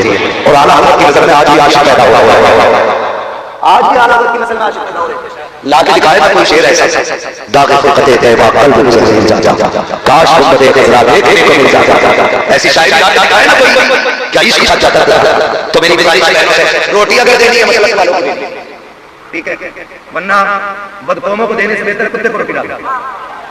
तेरा आए तेरे गुलामों से है मुनकर रजा जाने गुलाम रजा नाम से दुश्मन पे तुमने नहाना, कहां तुमने देखे हैं चगरा खाली। अगर ये पकड़ी वाले बारे में कहते हैं तो बात हो जाए। जमात में बहुत मेहनत होती है जलसा करने में, लेकिन इंशाल्लाह इस जलसे का असर 1 साल तक रहेगा, 1 साल तक रहेगा। और अगले साल जब ये जलसा होगा तो जवानों में और नया दौर नजर आना चाहिए। बोले तो सुभान अल्लाह, बोल दो भाई जरा, इन्हें पैसे देते हैं नहीं बोले जरा सुभान अल्लाह। आदम के बेटे शीश के बेटे अनस के बेटे कहना ना ना ना साथ ये जो है ना ये डिस्प्ले है, डिस्प्ले अच्छी है तो चाइना का माल भी अच्छा बिकता है, वरना नोकिया का भी फ्रंट ना होना सही रहता है। तो जरा सामने वाले लोग बोले सुभान अल्लाह। देखो ये बच्चों को देखिए, छोटा बच्चा दोनों हाथ उठा दिया। अल्लाह इस बच्चे के सच्चे पूरी महफिल कबूल फरमा, क्योंकि बच्चे मन के सच्चे होते हैं। इस मौजूद पर बात नहीं हो रही, कभी फिर होगी आदम के बेटे शीश के बेटे यानस के बेटे कैनान के बेटे नैनान के बेटे यार के बेटे इद्रीस के बेटे मुतबश्शिर के बेटे मकने के नाम के बेटे नूह के बेटे साम के बेटे गुलाब के बेटे साले के बेटे आबिद के बेटे दादा के बेटे राबा के बेटे सारू के बेटे नाकुन के बेटे तारिक के बेटे इब्राहिम खलीलुल्लाह के बेटे इस्माइल खलीलुल्लाह के बेटे के बेटे वहाब के बेटे अमल के बेटे साबित के बेटे सलमान के बेटे ईसा के बेटे इलियास के बेटे हवा के बेटे गुलाम। हज के इरादे से घर से निकले। जब हज के इरादे से निकले, लोग आए, मुबारकबादियां दी और दरवाजे से निकले, बस्ती के बाहर तक छोड़ने के लिए आए। सुने, अल्लाह के लिए हौसला हमारे अंदर पैदा हो। बस्ती के बाहर तक लोग छोड़ने के लिए आए। मुबारक हो, हुजूर के शहर जा रहे हो, मुबारक हो, हुजूर के शहर जा रहे हो। ये काफिला मदीने शरीफ के लिए रवाना हुआ। चलते चलते रास्ते में कयाम किया काफिले ने। जरूरतों के सामान अपने अपने थे। हजरत रबी बिन सुलेमान भी अपना जरूरत का सामान लेने के लिए निकले। मैं पहले बता दूं, कोई ये ना कहे जी मैंने वो पढ़ा है, तो आपने जितना पढ़ा है आप उतना लड़ेंगे, लेकिन मैंने दोनों का नाम पढ़ा है, दोनों का पढ़ा है। रबी बिन सुलेमान, हजरत अब्दुल्लाह इब्न मुबारक, थोड़ा सा मिलता जुलता बात है, थोड़ा सा कम बेशी है, लेकिन है यही मिलता जुलता बात है। रबी बिन सुलेमान कहते हैं कि जो काफिला था मेरे हज जाने वाला ना, रास्ते में रुक गया, मैं भी रुक गया, तो सारे लेटे हुए थे। मैं दोपहर का वक्त था, मुझे कुछ जरूरी सामान लेना था, मैं मार्केट के हिसाब से निकला, जा रहा था, मैं रास्ते से गुजरा, मैंने एक खातून को नकाब में देखा, नकाब पर खातून निकली और मैं उसके पीछे पीछे किधर जा रही थी दोपहर में, वो आगे आगे, कहते हैं रास्ते में उसको एक जानवर मरा हुआ मिला, एक परिंदा, उसने उस परिंदे को उठाया और गोद में रखा और लेके पलट के जाने लगी। मैंने उससे कहा, तेरे नकाब से लग रहा है कि तू हुजूर का कलमा पढ़ने वाली है? कहा जी। कहा फिर ये बता, ये मरा हुआ जानवर क्यों उठाया तूने? मरा हुआ जानवर क्यों उठाया? उसने कहा, सुने, ये मेरा और मेरे रब का मामला है, आप बीच में दखल अंदाजी ना करें। रबी बिन सुलेमान कहते हैं कि जब उसने ये बात कही, मैंने कहा वजह क्या है? तेरा और तेरे रब का मामला है, तू ये बात कह रही है, लेकिन तेरा वजूद तेरी बात है और तेरा तस्करा बता रहा है कि तेरा भी वही नबी है जो मेरा नबी है, तेरा भी वही दीन है जो मेरा दीन है, तेरा भी वही मजहब है जो मेरा मजहब है, तेरा भी वही खुदा है जो मेरा खुदा है। बता तो सही, हमारी शरीयत में ये मुर्दार खाना तो हलाल लगी है, तू इसे किधर लेके जा रही है? उस खातून ने कहा था, वो परदेसी, मुझे ये नहीं मालूम कि तू है कौन, कहां का रहने वाला है, लेकिन मैं तुझे बताना ये चाहती हूँ कि मैं इसको जो लेकर के जा रही हूँ अपनी मर्जी से नहीं, बल्कि ये भी शरीयत का फैसला है। कहना क्या चाहती हो? उस खातून ने कहा था कि मैं इसको पकाने के लिए लेकर के जा रही हूँ। हजरत रबी बिन सुलेमान कहते हैं, तू इसको ले जाकर के क्या करेगी? क्या तुझे पता नहीं है मुस्तफा की शरीयत हराम कहती है मुर्दार के खाने पर, आप तू लेकर के जा रही हो। उसने कहा, भी तुझे क्या पता है, जब से मेरे शोहर का इंतकाल हुआ है, गुर्बत ने आपने बेड़ा जमा लिया है, लेकिन हकीकत यह है कि आज आपा को काल लगे है, मेरे बच्चे मौत के करीब आ गए हैं, अगर अब भी ये हराम नहीं खाया मेरे बच्चों को मौत आ जाएगी। कहा कि ये शौक के लिए लगी, जरूरत के लिए लेकर के जा रही हो। और रबी बिन सुलेमान, ये मुस्तफा की शरीयत कहती है अगर जान पे आके बन जाए तो इतना खाने की इजाजत है जितने से जान बचाई जा सके। रबी बिन सुलेमान ये कहते बने लगे, आपने कहा बता तो सही, तू है कौन, कहां का रहने वाला है, क्या किधर लगा के? हजरत रबी बिन सुलेमान कहते हैं, मेरे मुंह से जुमला निकल गया, मैंने कहा मैं मदीने जा रहा हूं, कहा मैंने इतना कहा था। उस खातून की आंख में आंसू आ गए, इसकी भर के उसने पर्दे की आड़ से कहा था, वो जाने वाले जब मदीने पहुंचे हमारे नाना से हमारा सलाम कह देना, अल्लाह अकबर, जैसे लफ्ज सुना के हमारे नाना से सलाम कह देना। रबी बिन सुलेमान कहते हैं, मेरे पैर कांपने लग जाते हैं, मैं समझ गया ये कोई सैयदा की जात है। कहते बताओ तो सही, किससे ताल्लुक है, किस खानदान से हो, किस घराने से हो? उस औरत ने कहा था तो मैं हुजूर के घराने से ताल्लुक रखती हूँ। रबी बिन सुलेमान कहते हैं, मैं कांपते पैरों से अपने खेमे में आया, मैंने सवारी बेची, मैंने सारा सामान बेचने के बाद मैंने सारे पैसे को इकट्ठा किया और सैयदा की चौखट पे जाकर के मैंने पेश कर दिया, ये लीजिए मेरी तरफ से तौबा कबूल हो। कहते हैं उसको देख करके मैं अपने खेमे में आ गया। जब काफिला जाने लगा, लोगों ने मुझसे कहा, रबी बिन सुलेमान तुम नहीं चलोगे क्या? कहते मैं फिर जाता तो कैसे जाता, जितना भी सामान था मैं सारा सैयदा को दे चुका था, बस मैंने खड़े होकर के हाजियों को अलविदाई सलाम किया है और हुजूर के शहर को देख करके रो दिया था। रबी बिन सुलेमान कहते हैं, एक रिवायत ये भी है कि आप घर चले गए थे, मैं फिर आपसे कह रहा हूं, बता रहा हूं, रिवायतें मुख्तलिफ होती है। अब जरा सोचे, कहते हैं मैं इस डर से वापस नहीं आया कि लोग मजाक बनाएंगे, किस एहतराम से लोगों ने इस्तेमाल किया था, लोग क्या कहेंगे। कहते हैं 2.5 महीने जब तक लोग हज करके वापस आए मैं उसी मकाम पर ठहरा रहा, लेकिन जब खबर मिली कि काफिला आने वाला है मैं खेमे से बाहर निकला ताकि हाजियों का इस्तेमाल करूं। कहते मैं बाहर आया और आने के बाद मैंने सीने से हाजी को लगाया, मैंने कहा तुझे हज खजाना खूब मुबारक हो। उसने कहा रबी तुझे भी हज मुबारक हो। कहते मैं दूसरे हाजी के पास गया, उससे मैंने कहा तुझे हज मुबारक हो, उसने भी मुझे सीने से लगा के कहा तुझे हज से बैतुल्लाह मुबारक हो। कहते मैं परेशान हो गया, मैं कहने लगा यार मुझे मुबारकबाद क्यों दे रहे हो? कहते क्या तूने हमारे साथ सफा मरवा की सही नहीं की थी? दूसरा कहता क्या तूने मेरे साथ समझ नहीं पिया था? तीसरा कहता यार क्या हो गया है? क्या तुझे याद रखी है कि मीज़ान रहमत के नीचे हम दोनों साथ खड़े थे? चौथा कहता है क्या तुझे याद रखी है कि हमने पत्थर साथ मारे थे? तू चौथा पांचवा कहता है कुर्बानी के मकाम पर मैं तेरे साथ था। कहते मैं परेशान था, इतने में एक हाजी आया, उसने 70,000 दिरहम की थैली आगे बढ़ा के कहा कि यार के तूने मस्जिद नबी में वसूल करते वक्त मुझको दी थी, वहां मुलाकात न हुई, ले मैं तेरी अमानत बता रहा हूँ। रबी बिन सुलेमान कहते हैं मैं बड़ा परेशान, हाजियों के साथ घर को वापस आ गया, हाजियों के साथ घर वापस आ गया, बड़ा बेकरार था, बड़ा बेचैन। मैं ये सोच रहा था या अल्लाह मैं गया नजीब, ये तू जानता है, तेरी रहमतें जानती है, मैं यहाँ से आगे नहीं बढ़ा, मैंने जो था किसी सैयदा के हवाले कर दिया। दिया, ये कैसी बातें हो रही है? और फिर ये 70,000 दिरहम ये किसको मैंने दिए थे, ये कहां से आए हैं? रबी बिन सुलेमान कहते हैं कि मैं ये सोचते सोचते रोते रोते सो गया, इधर सोया तो ख्वाब में आका तशरीफ ले आते थे, सरकार तशरीफ लाए, कहते रबी बिन सुलेमान क्या हुआ, तुझे यकीन क्यों नहीं आता कि तूने हज कर लिया? या रसूल अल्लाह, जब मैं गया नहीं तो मैंने हज कहां किया? मैं तो यहाँ रुक गया था। आका करीम फरमाते सुन, जो तूने अपने हज का सामान बेच करके मेरी बेटी की जरूरत में लगाया था, अल्लाह को तेरा अमल इतना पसंद आया, इतना पसंद आया कि तेरी शक्ल का फरिश्ता अल्लाह ने पैदा किया और उसकी ड्यूटी लगाई है कि क़यामत तक वो तेरे नाम का हज करता रहेगा, अल्लाह हर साल तुझे हज का सवाब अता करता रहेगा। और आका ये 70,000 दिरहम कहते हैं सुन, ये मैंने तुझे दिए थे, तूने मेरी बेटी की मदद की थी, मैंने मदीने से तेरी मदद का इंतजाम करवाया। नारे तकबीर, नारे रिसालत, ज़ियारत हरमैन शरीफ है, अज़मत वालिदैन कॉन्फ्रेंस। तवज्जो है सारे लोगों की। फरमाते फिर हुजूर ने कहा यकीन क्यों नहीं करता? हुजूर में गया ही नहीं आता। फरमाते सुन, तूने मेरी बेटी का दिल रखा था, रब ने तुझे इतना बड़ा अजर दिया कि तेरी शक्ल का फरिश्ता ही पैदा कर दिया है और कयामत तक वो तेरे नाम का हज करता रहेगा। कयामत तक हुजूर ये दिरहम कहा कि ये मैंने तुझे दिए थे, 70,000 दिरहम हुजूर की चौखट से मिले। वो कहा था ना किसी ने बेदाम ही बिक जाइए बाजार नबी में, इस शान के सौदों में खसारे नहीं होते, इस शान के सौदों में खसारे नहीं होते। हाँ तो भाई कभी कभी ऐसा होता है ना कि ना जाके भी अल्लाह ना घर बैठे बैठे हज बैतुल्लाह जैसी नेकी का सवाब अता फरमा देता है। नेकी का वो शादाब पैकर भाई ने एक शेर पढ़ा था, हज की दौलत जिसे मिल ना पाए, जाए जाए वो घर अपने जाए, माँ के तलवे को वो चूम ले जो हजर असवद को चूमना नहीं है। अल्लाह ने ये नेकी घर में बैठे बैठे भी रखी है। सारुई का तो मामला नहीं होता ना, इतना 4 लाख 5 लाख लगा के हुजूर का शहर देख ले, हज बैतुल्लाह की ज़ियारत करें, ये सारे लोगों का तो मुकद्दर नहीं हो पाता ना। फरमाया फिर इस नेकी से महरूम क्यों रहो, घर बैठे बैठे माँ बाप की ज़ियारत करते रहो, अल्लाह हर नजर के बदले में हज मकबूल का सवाब अता फरमा दिया करता है। ठीक है ना, खुदा आपको सलामत रखे। कोशिश ये करेंगे इंशाअल्लाह कि हमारा टारगेट जो है ना वो बड़ा अमल नहीं, रब की रजा होनी चाहिए, रब की रजा होनी चाहिए। कभी कभी लोग हज करके आ जाते हो जैसे गए थे वैसे ही लौट आता है ना, तो ऐसा भी होता है। लेकिन कभी बगैर जाए भी अल्लाह हज की नेकी बड़ा सवाब अता फरमाता, नेकी जैसा।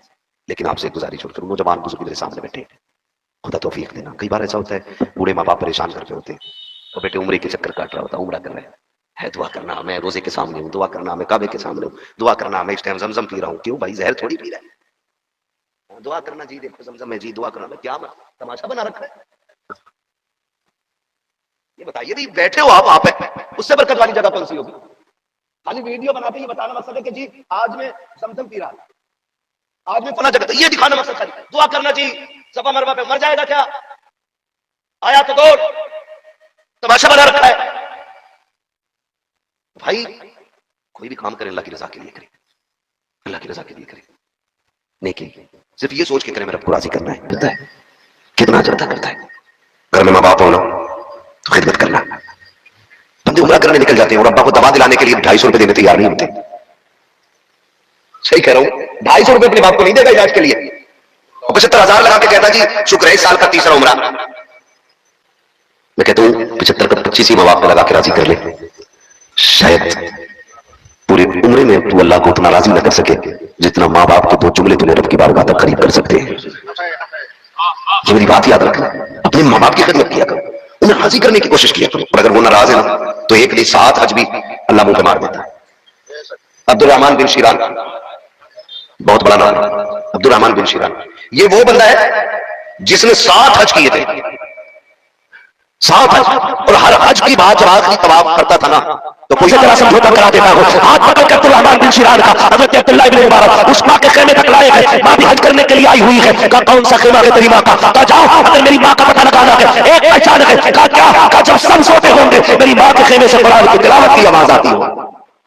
ये बात कही अब्दुर्रहमान बिन शिरान, जब सब सोते होंगे मेरी माँ के खेमे से तिलावत की आवाज आती होगी। अब्दुल्लाह इब्न मुबारक तेजी से गए जाके मैं खेमा तलाश किया, आज के दूर तक खेमे लगे गए, एक खेमे से कुरान की तिलावत की आवाज, दरवाजे पे आवाज देके कहते माई में आ सकता हो। अंदर से खातून की आवाज आई, कौन? कहा हुजूर की हदीसों का मुहद्दिस हो, मैं सरकार की हदीसें पढ़ाया करता हूँ। कहा क्यों आना चाहते हो? कहा आपसे मुलाकात की गरज से आया हो। कहा आ जाइए। अब्दुल्लाह इब्न मुबारक अंदर गए, जाकर के बैठ जाते, कहते माँ खैरियत है? कहा हाँ। कहा क्या करने के लिए आई हो? कहा हज करने के लिए। फरमाते आप अकेली आई हो? कहा हाँ। कहा कोई खानदान में नहीं है क्या? आपके पास बेटा नहीं है? कहा हाँ है। तो आप कितने तरीके से बात कर रहे हैं? कहा है तो फिर बेटा आया क्यों नहीं? कहा आया तो है लेकिन मैं उसको साथ नहीं लाई। कहा क्या बात है भाई, कोई बात हो गई है, कोई बात हो गई है, बेटे को लेकर क्यों नहीं आई है? कहा है वो भी हज करने आया है लेकिन मेरे साथ नहीं है। आप कहते अम्मा बेटा तेरा, तू भी हज में, बेटा भी हज में, फिर बेटा तेरे साथ क्यों नहीं है? इतनी बात कही माँ हिचकी भर के रोने लग जाती है, हिचकी भर के रोने लग गई। आप कहते अम्मा बता तो सही बात क्या है, क्यों रो रही हो? याद करना मेरे प्यारे, माए थप्पड़ मारे तब माए नाराज नहीं होती है, माए तुम्हें धक्के देकर घर से निकाल लो तभी माए नाराज नहीं होती है, अगर वो झोली फैला के तुम्हें बतवाए दे तभी बतवाए नहीं होती है, अगर माँ तेरे चुगले सुनकर रो दे तो समझ ले अल्लाह का अर्श हिला दिया गया आज तूने, अगर तेरी तौबा से माँ का दिल टूट गया तो समझ ले आज तूने आसमान को जमरिश दे दी है। ये जरूरी नहीं है कि तेरे अमल से माँ की चीख निकलेगी तब जाकर के तुझ पे अज़ाब आएगा। अगर माँ की आंख भीग जाएगी समझ लेना तूने अपनी बर्बादी का रास्ता खोल लिया।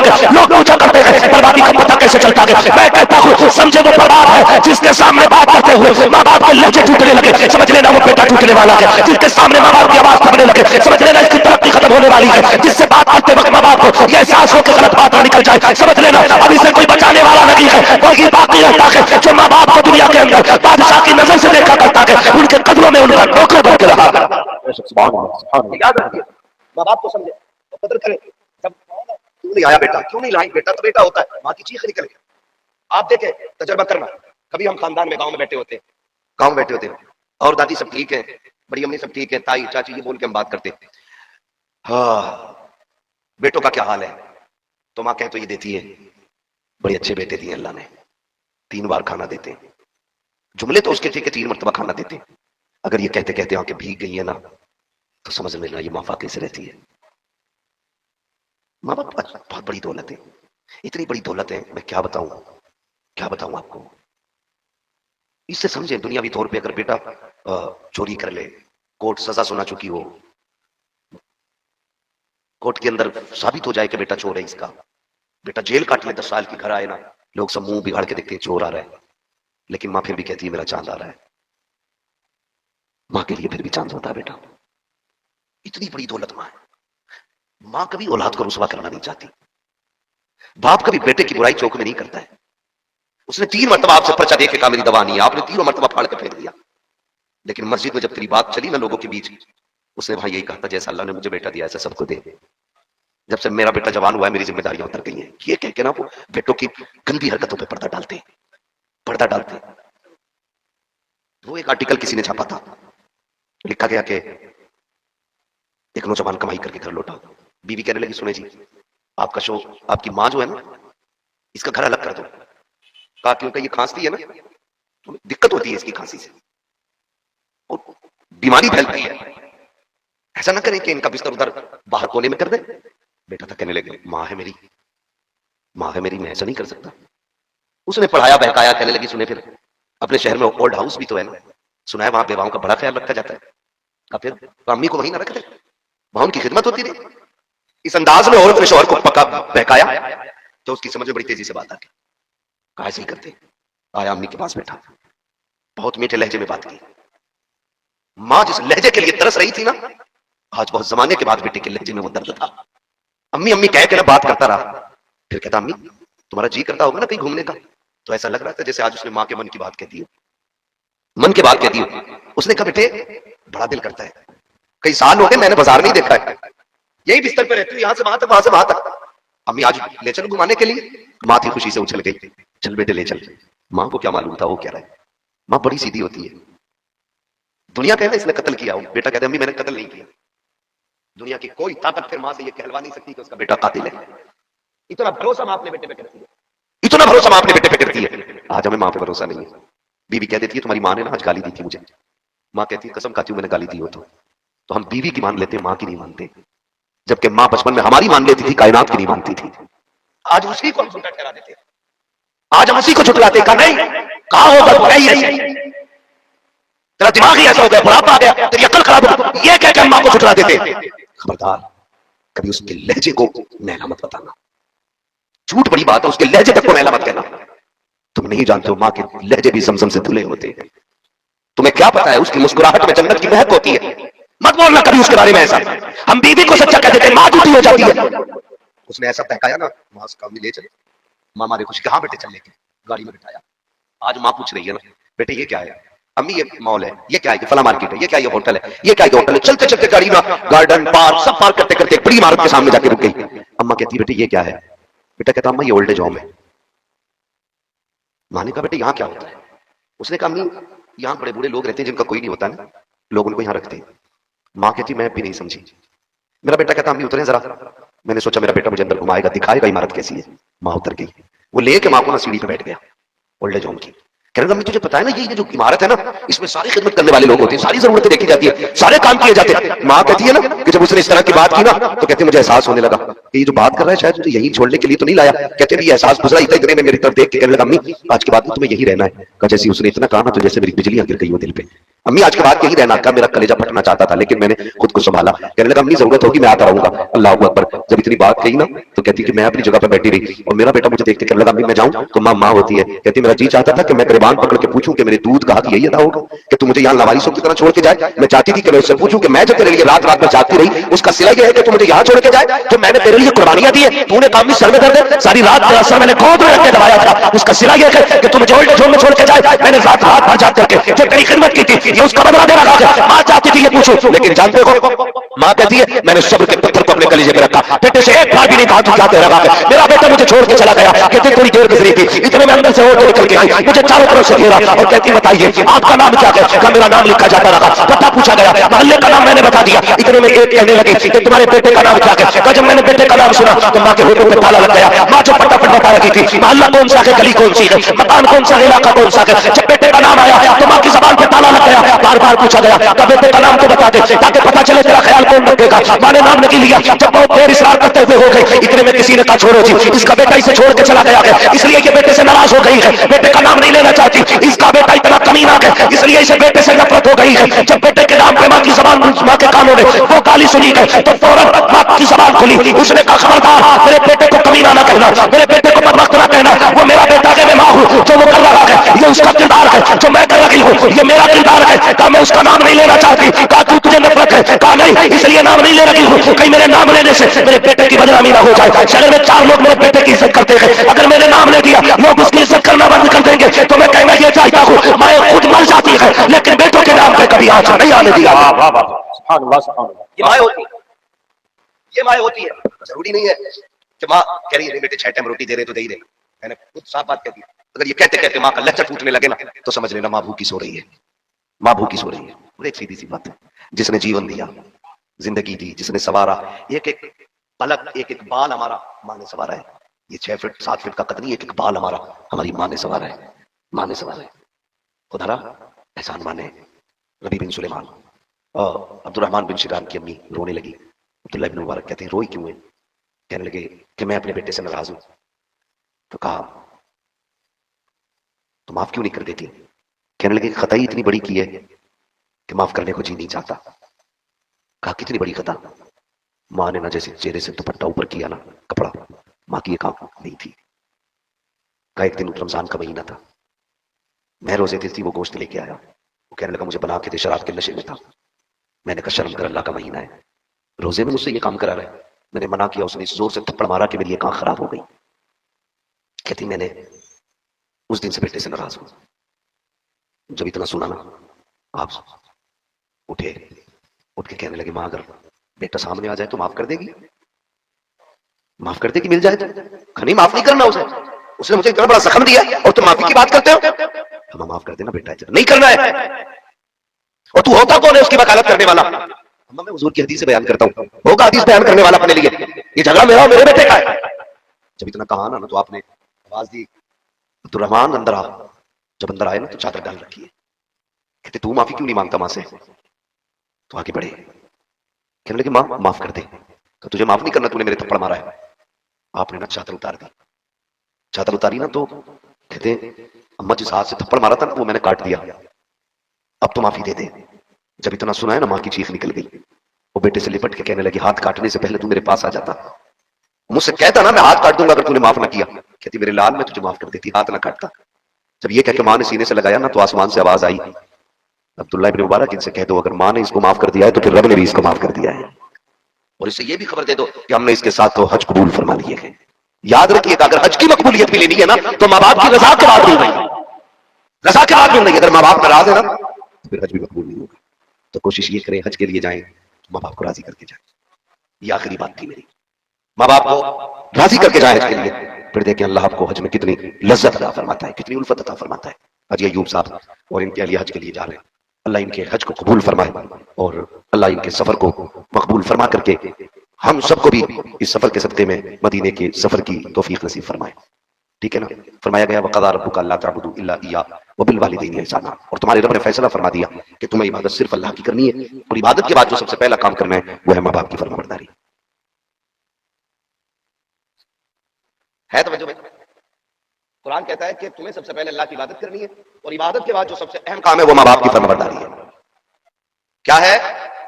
माँ बाप की, माँ बाप की, इतनी जोर से बोलो कि मेरे कानों तक आवाज आ जाए।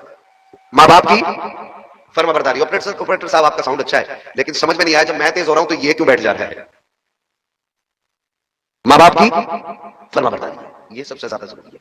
जो लोग अमीर बनना चाहते हैं, इज्जत से जीना चाहते हैं और जन्नत में जाना चाहते हैं, वो माँ बाप को राजी रखा करें। इज्जत से जीना, अमीर बनना, जन्नत में जाना, ये चाहत रखने वाले माँ बाप को राजी रखा करें। अल्लाह तीनों ही काम में आसानी फरमा देगा। फरमाया गया माँ बाप के नाफरमान दुनिया ही में सजा पाते और आखिरत में भी उनका हिस्सा है सजा में। ठीक है ना। अल्लाह हमें माँ बाप का फरमाबरदार बनाते और अल्लाह सफर ऐसा अता करे कि माँ बाप के साथ हम हुजूर के शहर जाएं। आमीन कह दो भाई। अल्लाह हमें हुजूर के शहर की हाज़िरी नसीब फरमाए। हमारे अब्दुल कादिर भाई, हाँ भाई ने कहा हुजूर का शजरा पढ़ लिया जाए, लेकिन तकरीर तो मैंने कर ली जैसे तैसे आपको देख के, लेकिन शजरा नहीं पढ़ पाऊंगा। उसके लिए आपको सुभान अल्लाह बोलना पड़ेगा। बोले सुभान अल्लाह, और जोर से बोलो सुभान अल्लाह। देखो हम एक बात बताएं, हमारी थकन जो है ना, मुर्ग मुसल्लम, कौर में बिरयानी, इन चीजों से नहीं उतरती है। महफिल अच्छी मिल जाए, सुभान अल्लाह लोग दिल से कह देना, तो फिर थकन उतर जाया करती है। इस सुभान अल्लाह के सदके जाऊं, कहीं आपकी इस सदा को सुन के मैं सुल्तानपुर में ही ना सो जाऊं जाके। आहिस्ता से आप सुभान अल्लाह करें, जोर से बोलो सुभान अल्लाह। ऐसे नहीं, ऐसे नहीं, जितना खाया है ना रब के खजानों से ना, उसका थोड़ा सा हक अदा करना है। जोर से बोलो सुभान अल्लाह। जो अपने आप को इतना बड़ा मंत्री समझ रहा हो कि सुभान अल्लाह कहना उसकी शान को छोटा कर देगा, वो महफिल से निकल ले। यहाँ वो बैठे जो ये समझता है कि रब की तस्बीह बयान करने से कद घटते नहीं, कद बड़े हो जाते हैं। अब बोले रहो सुभान अल्लाह, और जोर से सुभान अल्लाह। किसी को टेंशन हो रही है, पैसे लेके चले जाओ, हाँ ले जाओ भाई, फिर सुभान अल्लाह कहना। कई बार लोग जलसे में ये देखते हैं मौलवी का पैसा कितना आया, हाँ बुखार से इतना बीमार नहीं होता जितना इससे हो जाता है। भाई 1 घंटे में बंदे ने 10 लोगों की मजदूरी ले ली, ये हिसाब लगा के जो बैठा वो अल्लाह उसे सब्र दे, और ना हो तो अल्लाह इस पैसे की शक्ल में उसे अजर दे, यही ले जाए। लेकिन सुख में बैठे हैं, दुख में कोई ना बैठे। ठीक है ना। तो अब जितने लोग सुख में बैठे बोले जरा सुभान अल्लाह। मैंने कहा था थकन उतरनी चाहिए, चढ़नी नहीं चाहिए। ड्राइवर सोने लगे, गाड़ी किधर जाती है? हाँ, और फिर जो सवारी रहती है वो समझ, बहुत समझदार लोग, पता होता इशारे भी कर लेता था, उधर जाना है फिर उनको सवारी को, फिर घर नहीं जाती, उधर जाती। समझ गए आप लोग? तो आप इतनी जोर से सुभान अल्लाह ना कहें कि मैं सोने लग जाऊं। जब मेरा हाथ का इशारा हो ना, हाँ बात है, आज कितने अच्छे लोग मिले, खाना खा के आए थे कि नहीं? आए थे खाना खा के? दोबारा भूख तो नहीं लगी? लग भी सकती है, 2 बज गए, 2:15, 2:30 के करीब सुई आ गई। जलसे के बाद कुश्ती करा ली जाएगी, कोई सा मसला है ना? जलसे रोज हो रहे थे, थक गए हैं, बोला नहीं जा रहा था, कुश्ती यही करो। वैसे ताकत दोनों में कम नहीं है, ये 5 मिनट में बैठ गए थे और ये इनको दाद दे रहे थे, तो ये गिरने से बचे। मैं दोनों को देख रहा था, ऐसे दाद दे दी तो उधर गिरने वाले। बहुत अच्छे माशाल्लाह, लेकिन सेहत ना देखिएगा, इनके लहजों में वो असर अल्लाह ने रखा है कि इनकी आवाज ही से बदअकीदों की नानी मर जाया करती है। अल्लाह इन दोनों लहजों को सलामत रखे। ये दोनों फूल हैं और इन दोनों की खुशबू अलग अलग है। ये मोहब्बत की बातें जितनी हो गई, भाई असद इकबाल कलकत्तवी साहब, ये वो शख्सियत है जिसने जब से नात पढ़ना शुरू किया आज तक अपना मकाम और मयार बरकरार रखा है, और ये सब सरकार आला हज़रत का सदका है। सुभान अल्लाह, सुभान अल्लाह, सब सरकार आला हज़रत का करम है। अगर आप मेरा साथ दें तो मैं सफर का आगाज कर लूँ। मेरी गुजारिश उनसे है जो जमींदार हैं, बाकी चेयरमैन लोग तो अपनी कुर्सी के बारे में सोचें। हाँ, जमींदार वो लोग हैं जो जमीन पे बैठे हुए हैं। भाई आप कागजों पे गौर करने लग के शायद है ना, मुझ पे तो 2 ही बीघे हैं, मौलवी जमींदार किसे कह रहा है ना? तो जिसको अपने नबी से जितनी मोहब्बत का एहसास हो, उतनी आवाज के साथ रसूल और आले रसूल की बारगाह में दुरूद व सलाम की डालियां निछावर कर लें। अपने बाबाज़ बलद अल्लाहुम्मा सल्ली अला सय्यदिना व शफीइना व नबीना व मौलाना मुहम्मदिन मअदिनिल जूदी वल करम व आलिहि व अस्हाबिहि व बारिक वसल्लिम। सलातु व सलामुन अलैका या रसूल अल्लाह।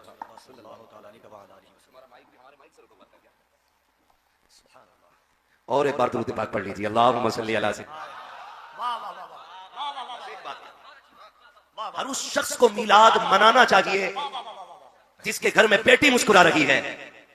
हर उस शख्स के दरवाजे पे झंडा होना चाहिए जिसके घर में झोली फैला के दुआ देने वाली मां मौजूद है।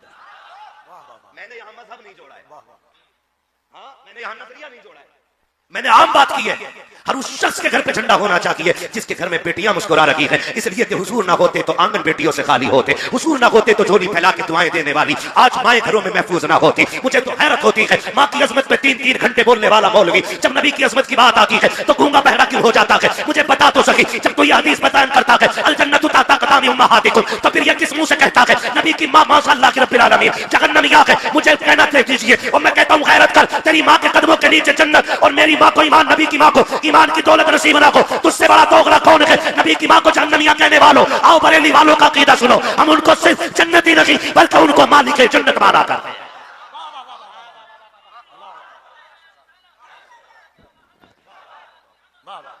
और सुनो, हुजूर के आने के बाद बेटियां तो बची बची पहले भी बची हैं। अल्लाह अल्लाह, मैं बयान करने लगा हूं। दौर ऐसा था, बाप बेटी को पैदा होने के बाद देखना पसंद नहीं करता था। ठीक है जी, क्लियर है, बचपन से सुनते आए। इतना मिलाद तो हर सुन्नी रज़वी को इसलिए याद होता है कि इतनी बातें तो हमारी मां ने हमें चूल्हे पे बता दी थी। ये बातें हमें माँ बाप ने चूल्हे पे सिखा दी है कि हुजूर आए हैं तो कायनात को जीने का शऊर मिला है। तो जो है सारे लोगों की, मैं बताने लगा हूं मिलाद क्या है। और इन वहाबियों से झगड़ा हमारा खाली दुरूद फातिहा का नहीं है, मत पढ़ सलाम, अमर मुस्तहब है। लेकिन आज के दौर में ये शिआर अहले सुन्नत है, जन्नतियों की पहचान ही हुजूर पे खड़े होकर सलाम पढ़ना है। आज पहचान बन गया ये, मुझे इससे इनका, चलो नहीं पढ़ते मत पढ़, लेकिन एक बात तो सुनो, और तुम पर मेरे आका की इनायत ना सही, नजदियों कलमा पढ़ाने का भी एहसान है। कम से कम इतनी मान लो हुजूर ने कलमा पढ़ाया, इसी एहसान के बदले में हुजूर को अपना मानो। मैं अर्ज करने लगा हूं, माज़अल्लाह इन्होंने कहा नबी की मां जहन्नमी आई। मैं जिन्होंने सैयदा आमिना के मजार पे हाजिरी दी है वो गवाही देंगे इस बात की कि आज भी मकाम अबवा में उनकी कब्र पे जाओ ना, आज भी जन्नत की ठंडी हवा के झोंके उनकी कब्र पे आया करते हैं। अल्हम्दुलिल्लाह, सुभान अल्लाह, ये मेरे नबी की अम्मी है। हाँ, आज भी उनकी कब्र पे जाके बैठो ना तो जन्नत के ठंडे झोंके आज भी नबी की अम्मी की कब्र पे महसूस होते। लेकिन ये इतनी बदबख्त कौम है, ये पहरे लगा के बैठी है ताकि कोई सैयदा आमिना के मजार पे ना आ सके। जानते हो नबी की अम्मी की शान? तवज्जो करें, बस मैं बयान करने लगा हूं, हुजूर का मिलाद बयान करूं, जरा बोल दे सुभान अल्लाह। टेंशन ना लीजिए, पहुंचने से पहले शजरे की फरमाइश हो जाती है। हाँ, वो मैं शजरा बयान करूंगा, वो बयान करूंगा मैं, मगर पहले मेरी बातें सुन लो आप, फिर बाद में मैं आपकी सुनूंगा। चलूं आगे। एक दौर ऐसा गुजरा है, हजरत अब्दुल्ला मक्का शरीफ में पैदा हुआ। कहां? मक्का शरीफ। थोड़ा सा बोल दे, फिर मैं जब बोलूंगा तो आपसे नहीं बुलवाऊंगा। कहां पैदा हुआ? और नबी की अम्मी कहां पैदा हुई? मदीना शरीफ। मदीना शरीफ। हुजूर का ननिहाल भी मदीना, हुजूर के अब्बा का ननिहाल भी मदीना, हुजूर के दादा का ननिहाल भी मदीना। बड़ा गहरा ताल्लुक सरकार का मदीना शरीफ से है। ठीक है जी। हजरत आमिना मदीने में पैदा हुई। अभी ये पैदा भी नहीं हुए थे दोनों, उससे पहले की बात है। एक बच्ची पैदा हुई, गुलाम ने आके खबर दी मालिक को कि बड़ी काली बेटी है आपकी, देखेंगे एक बार। उसने कहा कि इस दौर में कोई खूबसूरत बेटी को देखना पसंद नहीं करता, तू काली बेटी की खबर लाया। उसने कहा जाओ उसको ले जाके दफन कर दे। गुलाम को हुक्म मिला, आका का वो लेके गया और उसने जंगल में ले जाके ना रखा और तलवार निकाली ताकि सर काटे। जैसी तलवार उठाई आवाज आई, जालिम इसे कत्ल ना कर। उसने दाएं बाएं देखा कि ये कौन बोल रहा है, लेकिन आवाज थी, बोलने वाला नजर नहीं आया। उसने सोचा शायद ये ख्याल होगा, उसने फिर तलवार उठाई, फिर आवाज आई, जालिम इसे कत्ल ना कर। फिर तलवार उठी, तीसरी बार उसने फिर तलवार उठाई, आवाज आई, अगर तू नहीं पाल सकता तो छोड़ दे, हम अपने कर्म से पाल के दिखा देंगे। जब ये आवाज सुनी तो उसने समझा शायद बेटी अजमतों वाली है, तो इसको मैं पाल लूं। वो गुलाम ले गया और बच्ची को अपने घर पाला। वो अपने वक्त की इतनी बड़ी काहिना बनी कि तौरात, ज़बूर, इंजील, तीनों किताबों का इल्म उसके सीने में था। और इतनी बड़ी काहिना बनी वो बच्ची कि वो लकीरें देख के बताती थी किसके नसीब में क्या लिखा हुआ है। उसको सौदा कहा जाता, उसका नाम सौदा है। लकीरें देख के बताती जिस बस्ती से गुजर होता, ऐलान कर दिया जाता लोगों सौदा आ रही है, जिसे तकदीर के बारे में पूछना है, फला मकाम पे पहुंच जाए, लोगों की भीड़ लग जाती, वो हाथों की लकीरें देख के बताती तेरे नसीब में क्या लिखा है। इत्तेफाक तो देखे, नबी की अम्मी की उम्र शरीफ 6 साल है। उसी वक्त में इस काहिना का गुजर मुस्तफा जाने रहमत के ननिहाल नबी की अम्मी के मदीने से होता है। ऐलान हो जाता है सौदा आ रही है, किसी को अगर तकदीर का पता करना है फला मकाम पे आ जाए, सौदा सबकी तकदीर बताएगी, हाथों की लकीरों की फैसले करेगी। लोगों की भीड़ लग जाती है, बच्चियां औरतें खड़ी हो जाती है। सौदा आई है, अब हाथों की लकीरें देख रही है, देखते कहती है तेरे नसीब में ये लिखा है, तेरे नसीब में ये लिखा है, कल तेरे साथ ये होगा, कल तेरे साथ ये होगा। लोग आते रहे, लकीरें दिखाते रहे। दूर खड़े होकर के नबी की प्यारी अम्मी, जिनकी उम्र शरीफ अभी 6 या 7 साल है, इस तमाशे को देख रही थी। किसी ने हाथ पकड़ के कहा था, आमीना तू अपना हाथ क्यों नहीं दिखा देती है? नबी की अम्मी ने कहा था, मुझे अपने रब की जात पे भरोसा है, मुझे तकदीर की लकीरों से लेना देना नहीं है, मुझे कोई जरूरत नहीं है। उसने कहा तुझे तो जरूरत नहीं है, लेकिन हमें तो जरूरत है। आमीना तेरे जैसी कोई बच्ची नहीं है, तेरे जैसा अखलाक किसी का नहीं है। तू रहती सब में है, लेकिन सबसे जुदा रहती है। समझ में ये नहीं आता कि तू है कौन है क्या। चल तो सही, जरा तेरी लकीरें दिखा के पता करे कि तेरे नसीब में क्या लिखा है। खातून ने सैयद आमीना का हाथ पकड़ा है और उसका आमीना के पास लाई है, जिसे सौदा कहा जाता है। हजरत आमीना ने जैसे कि लकीरें दिखाई है, अब सौदा के माथे पे पसीना है। कभी चेहरा देख रखी है, कभी आसमान देख रखी है, कभी आमीना को देख रखी है, कभी लकीरें देख रखी है। सबने कहा सौदा बता तो सकी, सबकी लकीरें तूने देखी है, लम्हों में फैसला कर दिया। ये बताया किसकी तकदीर में क्या है, जरा ये तो बता, ये बता आमीना के नसीब में क्या लिखा है जो तेरे माथे पे पसीना। उसने कहा सुनो मदीने वालों, आज तक मैंने ऐसी लकीरें किसी की नहीं देखी है। कहा किस लिए? कहा इसका हाथ बता रखा है, हाथी की नजीरा और वलीदत नजीरा, या तो ये खुद नबी बनेगी या नबियों के इमाम की मां बनकर जलवा करेगी। नारे तकबीर, दोनों हाथों को उठाकर नारे तकबीर, नारे रिसालत, सरकार की आमद, दिलदार की आमद, आदाए आमना, अज़मते सैयदा आमना, अज़मते सैयदा आमना, अज़मते मादरे मुस्तफा जिंदाबाद। उसने कहा था या तो ये खुद नबी बनेगी या नबियों के इमाम की मां बनेगी। अब पता चला इस सौदा को रब ने इसलिए नहीं मिटने दिया क्योंकि इससे मुस्तफा की आमद का ऐलान कराना था। अब जो हुजूर की आमद का ऐलान करते हैं वो मिटाए नहीं जाते हैं, वो बचा के रखे जाते हैं क्योंकि तज़किरा हुजूर का कर रहे हैं। है ना तवज्जो सारे लोगों की। अल्लाह ने ये अज़मत मेरे नबी की मां को अता फरमाई, ये अज़मत है कि पहले तज़किरे हो रहे हैं, या तो ये नबी बनेगी या नबियों के इमाम की, नबियों के इमाम की। चलो आगे, आगे नहीं है ना, जरा सारे कहते हैं या रसूल अल्लाह।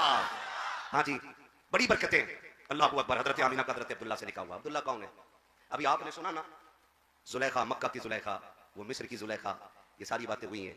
मगर मैं तुम्हें बताऊं, अब्दुल्ला वो हैं जिनको हजरत मक्के का यूसुफ कहा जाता था। इतने हसीन थे मेरे नबी के वालिद कि उनको मक्के का यूसुफ कहा जाता था। और जब गलियों से गुजरते थे तो बड़े बड़े हसीन एक झलक पाने के लिए राहों में खड़े रहते थे। यह हुस्न अल्लाह ने अता फरमाया था। मेरे नबी का निकाह, मेरे नबी के वालिद का निकाह हजरत आमीना से हुआ। रुखसत हो के हजरत अब्दुल्ला के आंगन में आ गई। जब हजरत अब्दुल्ला के आंगन में आई है ना, फिर रब ने करम यह किया कि वो नूर हजरत अब्दुल्ला से मुंतकिल होकर सैयद आमीना के शिकम में आया। जब वो नूर मुंतकिल होकर हजरत आमीना के शिकम में आया, 2 माह का अरसा गुजरा, मेरे नबी के वालिद का विसाल हो गया। जब नबी के वालिद का विसाल हुआ ना, तो अरब का दस्तूर यह था कि कोई खुशबू औरत को नहीं लगानी है, 1 साल तक बन सबर के नहीं गुजरना है, बालों में कंगा नहीं करना है, नए कपड़े नहीं पहनने हैं। और फिर जमीन मक्के की वो दौरे जहालत जहां बेवा को शोहर की मौत का जिम्मेदार माना जाता था, उस दौर में हजरत आमीना बेवा हो रही है और खुशबू लगाना जुर्म। यह कंडीशन कहती कि जब 2 महीने गुजरे, मेरे शोहर का विसाल हुआ, कहती जब मुझे पसीना आया ना तो मैंने दुपट्टे से यूं साफ किया। कहती जब साफ किया तो कहती मेरे दुपट्टे से मुश्क की खुशबू आने लग गई। सुभान अल्लाह, सुभान अल्लाह। ये कौन कह रहा है? नबी की अम्मी बयान फरमा रही है, मेरे दुपट्टे से मुश्क की खुशबू। कहने लगी मैं डर गई, अगर किसी को पता चल गया तो कोई क्या कहेगा, आमीना खुशबू लगा रही है। इसने अरब का दस्तूर तोड़ दिया। फरमाती मैं दौड़ी दौड़ी गई, मैंने दुपट्टे को धोने के लिए पानी में डाला ना, कहती रब्बे काबा की कसम, जो पानी मेरे दुपट्टे से गुजर के जाता था उससे भी मुश्क की खुशबू आ रही है। इसे हुजूर का मिलाद कहते हैं। यह है हुजूर का मिलाद। कहती है कि जिस जगह से पानी गुजरता ना वो मिट्टी भी खुशबूदार होती। कहती पहले पसीना महका, फिर बदन महका, मैं डरने लगी, तकिए पे सर रखूं तो तकिए पे खुशबू, बिस्तर पे लेटूं तो बिस्तर पे खुशबू, जहां पैर रख दूं जमीन से खुशबू, जिसे छू दूं उस दीवार से खुशबू, जहां पानी में हाथ डाल दूं वो पानी महकने लग जाए। कहती ये खुशबू इतनी बड़ी कि मेरी हवेली पार कर गई। मक्के की औरतें आके पूछने लगी आमीना खुशबू लगा रखी हो, मगर ये तो बताओ ये खुशबू तो मक्के के बाजार में भी नहीं मिलती है, ये खुशबू कहां से ला रखी हो? बातें होने लग गई। चलते चलते ये बात मर्दों तक पहुंची। एक दिन जनाब हजरत अब्दुल मुत्तलिब घर आए, आकर के अपनी बीवी हजरत फातिमा से कहते हैं सुनो तो मेरी शरीक आयत कहा क्या, आमीना से जाके बात करो। किस चीज की बात करनी है? कि उसने मेरे अब्दुल्ला का गम मनाना छोड़ दिया है, लोग बातें कर रखे हैं, हमारे घर के अंदर दस्तूर तोड़ा जा रहा है। हाथ जोड़ के हजरत फातिमा मेरे नबी की दादी खड़ी हो गई। अब्दुल मुत्तलिब इतनी जरूरत मुझे में नहीं है। कहा क्यों? कहा तुमने आज बात की है, ये बातें तो घर में 1 महीने से हो रखी है। एक दिन मैंने आमीना से कहा था आमीना बता तो सकी ये खुशबू कहां से ला रखी है जो तेरे बदन से आती है? कहती इतना कहा था, आमीना की नजर उठी और नजर के साथ एक नूर निकला, वो मेरे माथे से टकराया, जिसके दहशत से मैं बेहोश होकर जमीन पे गिर गई। कहती अब्दुल मुत्तलिब मुझ में हिम्मत नहीं, बात करनी है तो आप करो, मैं नहीं कर सकती। हजरत अब्दुल मुत्तलिब आ गए अंदर। सैयद आमीना की सास हजरत फातिमा मेरे नबी की दादी पहले आके कहती आमीना जी अम्मी बेटी वालिद आ रहे हैं आपके। जब ये खबर अंदर पहुंची मेरे नबी की अम्मी ना सिमट के हया से कोने में खड़ी हो गई। आज बहुएं ससुर के एहतराम में दुपट्टे तक सर पे नहीं रखती है। हया क्या चीज है? आज बेगैरती इतनी आम हो गई है कि ससुर जो है बहू के कंधे पे हाथ रख के कह रहा मेरी दोस्त है ये, मेरी फ्रेंड लगती है ये। हद हो गई, रिश्तों की हुर्मतें तार-तार होती जा रही है। ये कंडीशन है। हुजूर के दादा आ रहे हैं तो नबी की अम्मी हया से सिमट के खड़ी हो जाती है, अब्बा जी कैसे आना हुआ? आमना एक शिकायत है। अब्बा जी मुझसे? हाँ। कहा किस चीज की शिकायत? सुनाए तुझे मेरे बेटे अब्दुल्ला की जुदाई का गम नहीं है? इतना सुना। अब्बा क्यों? कहा कि लोग बातें करते हैं कि तुझे मेरे बेटे की मौत से अफसोस नहीं है। चीख निकली नबी की अम्मी की, कहने लगी अब्बा जी जब से अब्दुल्ला गए हैं ना मेरी दिन भी रो के गुजरती है, रातें भी रो के गुजरती है। आपसे किसने कह दिया कि मुझे अब्दुल्ला की जुदाई का गम नहीं है? अब्बा जी मेरा तो एक ही सहारा था, आज की जिंदगी अगर गुजर रही है तो अब्दुल्ला की यादों में गुजर रही है। कहा बेटी मगर इतना तो बता दे, अगर तुझे मेरे अब्दुल्ला की जुदाई का गम है तो खुशबू क्यों लगाती है? कहा अब्बा किसने कहा मैं खुशबू लगाती हूँ? कहा बेटी पूरा मक्का बातें कर रहा है, हर घर में यही तस्करे कि तुम खुशबू लगाया करती हो। कहती रब्बे काबा की कसम है अब्बा मैंने कोई खुशबू नहीं लगाई है, मैं कोई इत्र नहीं लगाती हूँ। कहा बेटी अगर कोई खुशबू नहीं लगाई है, कोई इत्र नहीं लगाया है तो मुझे इतना तो बताओ तुम्हारे जिस्म से खुशबू के झोंके क्यों आया करते हैं, या खुशबू के उल्ले कैसे उठते हैं? हजरत आमिना तवज्जो है सारे लोगों की, आपकी बारी में तो फिर भी इको खुल जाता है। तवज्जो कीजिए ना, हम कुछ नहीं, थोड़ा इस पर आवाज दे दो ऐसा और थोड़ा सा यार इसमें हल्की ऐसे पैदा करो, खुश्क ना रहिए, गला खा रहा है। तवज्जो है सारे लोगों की, बस मैं बात समेटने लगा हूं। कहती है अब्बा पानी भर लाती हूं। वो कहती है अब्बा एक बात बताऊं? कहा हाँ। बहुत गौर से सुनना। कहती है अब्बा मैं आंगन में थी एक दिन, एक मैंने छोटा सा कंकर उठाया और ये सोच के उठाया कि पैर में ना चुभ जाए। कहते मैंने हाथ लगाया ना मोम कितना बहने लगा, मोम मोम मुलायम हो गया बिल्कुल। पानी कितना हो गया? मैंने कहा या अल्लाह ये क्या, ये पत्थर मोम की तरह? कहते मैंने इतना ही कहा था कि वो छोटा सा कंकर बोल के कहता आमिना अभी तो छोटे छोटे पिघल रहे हैं, यार को आने तो दे, बड़े बड़े पिघल जाया करेंगे। छोटे छोटे पिघल रहे हैं, यार को आने तो दे, बड़े बड़े पिघल जाया करेंगे। अब्बा बड़ी बरकत है। इतना सुना अब्दुल मुत्तलिब की आंख में आंसू। कहा आमीना ये बरकतें तूने आज नहीं देखी हैं? कहा फिर? कहा ये बरकतें तो मैं बहुत पहले से देख रहा हूं। किस कब से देख रहे हैं? कहा सुने जब मेरा अब्दुल्ला मेरी पुश्त में था तब मैंने ख्वाब देखा था कि मेरे आंगन से एक दरख्त निकला है और उस दरख्त की शाखें कायनात में फैल गई हैं। मैं घबरा के उठा और उस वक्त के सबसे बड़े आलिम के पास गया, अपना ख्वाब बयान किया। उसने कहा सच बता, क्या तू ये जो कह रहा है सच है? मैंने कहा रब्बे काबा की कसम सच है। उसने कहा कसम उठा सकता है? मैंने कहा झूठ क्यों बोलूंगा, मैं काबे का मुतवल्ली हूं। उसने खड़े होकर कहा अब्दुल मुत्तलिब फिर तो मुबारक हो, तेरे आंगन में नबियों का इमाम जलवगर होने वाला। ये मिलाद आज नहीं, उनकी आमद से पहले से हो रहा है। वो आए नहीं थे तब से मिलाद हो रहा है। बात लंबी होगी, मैं बात समेटूं और बताऊं। नबी की अम्मी फरमाती फिर वो वक्त आ गया, वो रात आ गई जिसमें मेरा लाल जलवगर हुआ है। बड़ी रात आ गई। बड़ी रात कौन सी बड़ी रात? कौन सी बड़ी रात बोलो? आज ये शबे नूर 12वीं शब है। ये कहते हैं जी बड़ी रात तो शबे कद्र है। मैंने कहा सिर्फ एक बात सुन, शबे कद्र में मिला है कुरान और 12वीं शब में मिला है साहिब कुरान। समझ रहे मेरी बात? मुहद्दिस देलवी ने फरमाया है कि शबे कद्र से बड़ी रात 12वीं की रात। ये मुहद्दिस देलवी फरमाते हैं, हम अपनी बात नहीं कर रहे। तो हम होते कौन है? मेरी राय मैं इसमें बकरा बना दिया, बड़ा बड़ा काबिल पैदा हो गया। मैं ये सोचता हूं मैं ओ भाई बस कर यार, हम बोलना नहीं चाहते वरना फितनों का एक नया बाप खुलेगा। हाँ तो जो है सारे लोगों मुहद्दिस देलवी कहते हैं कि 12वीं शब ये जो है ना शबे कद्र से भी बड़ी, शबे कद्र से बड़ी है 12वीं रात। आगे बढ़े, कहती वो रात आई ना, कहती मैं बेवा, गुर्बत, तन्हाई, अंधेरा, ये सब चीजें इकट्ठा थी। कहती आज मुझे अब्दुल्ला की याद आई, मुझे एहसास हुआ कि आज मेरा लाल जलवगर होने वाला है। कहती फिर ख्याल ये भी आया कि घर में चिराग तो है लेकिन तेल नहीं है। फिर मेरे दिल ने कहा काश अब्दुल्ला होते ना तो मेरे घर में अंधेरा ना होता। फिर ये भी ख्याल आया अगर अब्दुल्ला होते ना तो मक्के की कुछ और थे ना मेरी हिम्मत अफजाई के लिए होती। कहती इतना सोच के मेरी आंख के आंसू अभी रुखसार तक आए थे कि मेरे घर की दीवारें चांद से ज्यादा रोशन होने लग गई हैं। या तो चाय ले लो या बातें सुनो, खत्म कर लूं मैं। अभी मेरे बाद आपको बड़ी तकलीफ सुननी है, अगर ऐसे तक के सुनेंगे तो फिर हाँ ना। सब चाय को ऐसे देख रहे थे कि मौलवी को क्यों मिल रही है, इन्हें चाय तो पीने दो। तकलीफ वाला कोई नहीं, मैंने तो खाना भी नहीं खाया, तुम्हारी मेजबानी में यही है। अमीरों के नोते हमेशा फाके मरते हैं। क्या बात है, ठीक है ना? तवज्जो सारे लोगों। चलो आगे ना, जरा सामने वाले मेरा साथ दे मेरे भाई, बोले ना या रसूल अल्लाह। हाँ जी, तो नबी की अम्मी कहती है ना, इस ख्याल से आंसू निकल के यहाँ आए थे कि मेरे घर की दीवारें चांद से ज्यादा रोशन हो गई, अंधेरा खत्म, एक एहसास था तन्हाई का।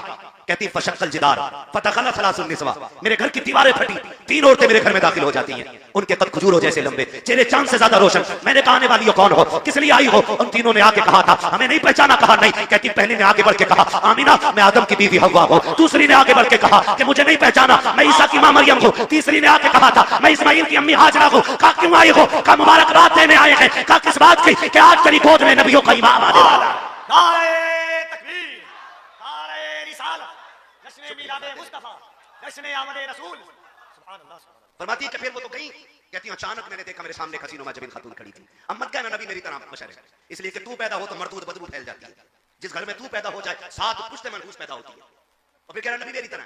पढ़ जरा तारीख उठा के देख, नबी जलवागर हो रहे हैं, नबी की अम्मी कह रही है फिर अचानक मैंने खूबसूरत महजबीन खातून देखी, इतनी हसीन कभी कोई औरत नहीं देखी थी। मैंने आवाज देके कहा तू कौन है? उसने कहा तेरी खातिमा हो। कहा कभी तुझे मक्के में नहीं देखा। आमीना देखोगी कहां से? मैं तो जन्नत से चल के आई हूं। कहा कौन? कहा मैं जन्नत की हूरों की सरदार। कहा किस लिए आई है? कि रब ने तेरी दाया बना के भेज दिया है, तेरी खिदमत के लिए हो। फरमाती फिर मैंने एक इंसानी शक्ल का बंदा देखा, उसने मेरे हाथ में प्याला दिया, एक मशरूब उसमें था। कहा आमीना पियो। मैंने पिया, सारा दर्द खत्म, तू खत्म, एहसास खत्म। कहती सारी सजावटें हो गई, सारी तैयारियां हो गई। फखरा मिन्नी नूर, फिर मेरे जिस्म से नूर का ज़हूर हो रहा है। कहते हैं उसकी रोशनी ऐसी थी कि मैंने मुल्क शाम को भी देखा है। और कहते हैं सिर्फ मुल्क शाम नहीं, नबी की अम्मी कहती है उस नूर की रोशनी में मैंने मशरिक में झंडे देखे, मैंने मगरिब में झंडे देखे। और कोई कह रहा था ये मोहम्मद अरबी की अजमतों के झंडे हैं जो कयामत से पहले पहले सारी कायनात में लहरा के रहे।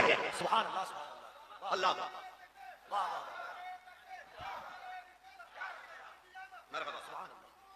मरहबा।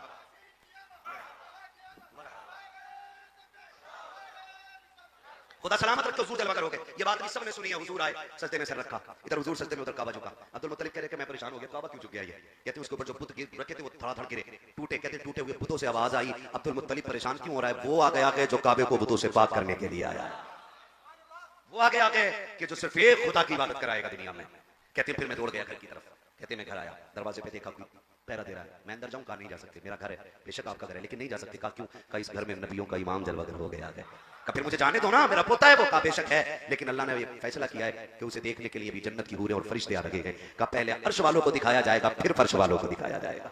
नबी जलवा करोगे, बातें बहुत है। हुजूर ने सजदे में सर रखा, आवाज आती है बरेली से, हाजी आओ शहंशाह का रोजा देखो, काबा तो देख चुके, काबे का काबा देखो। इधर हुजूर मक्का में जलवा कर हो रहे हैं। हजरत हलीमा सादिया कबीले बनु साद से ताल्लुक रखती हैं। कहती मैंने ख्वाब देखा कि मेरे ख्वाब में कोई बुजुर्ग आए, उन्होंने मेरा हाथ पकड़ा। कहती दुख इतने थे कि फाका खानदान में था, बच्चे बीमार थे, सवारी का बच्चा इसलिए मर गया था ऊँटनी का कि उसका पेट नहीं भर रहा था। मेरे बच्चे भी भूख से परेशान थे, उनका भी पेट नहीं भर रहा था, घर में फाके हो रहे थे। कहा मैं भी बड़ी दुख में थी, मेरे शोहर भी परेशान थे, कमजोर और लागर हो गए थे फाकों की वजह से। कहा उसने मेरा हाथ पकड़ा, एक नदी के किनारे ले गया, एक प्याला भर के मुझे दिया, मैंने पिया। वो कहती उसको पीना था कि मेरे दुख खत्म हो गए। उसने फिर मेरा हाथ पकड़ के कहा हलीमा पहचाना मैं कौन हूं? कहा नहीं। कहा मैं तेरा सब्र का अजर हूं, मैं तेरे सब्र का अजर हूं। कहा क्या मतलब? कहा तूने फाके किए लेकिन रब का शुक्र नहीं छोड़ा, तूने भूख में जिंदगी काटी लेकिन अल्लाह का जिक्र नहीं छोड़ा, मैं उसी सब्र का अजर बन के आया हूं। और कहा हलीमा आज से तेरे दुखों के दिन खत्म हो गए हैं, सुखों के दिन शुरू हो गए।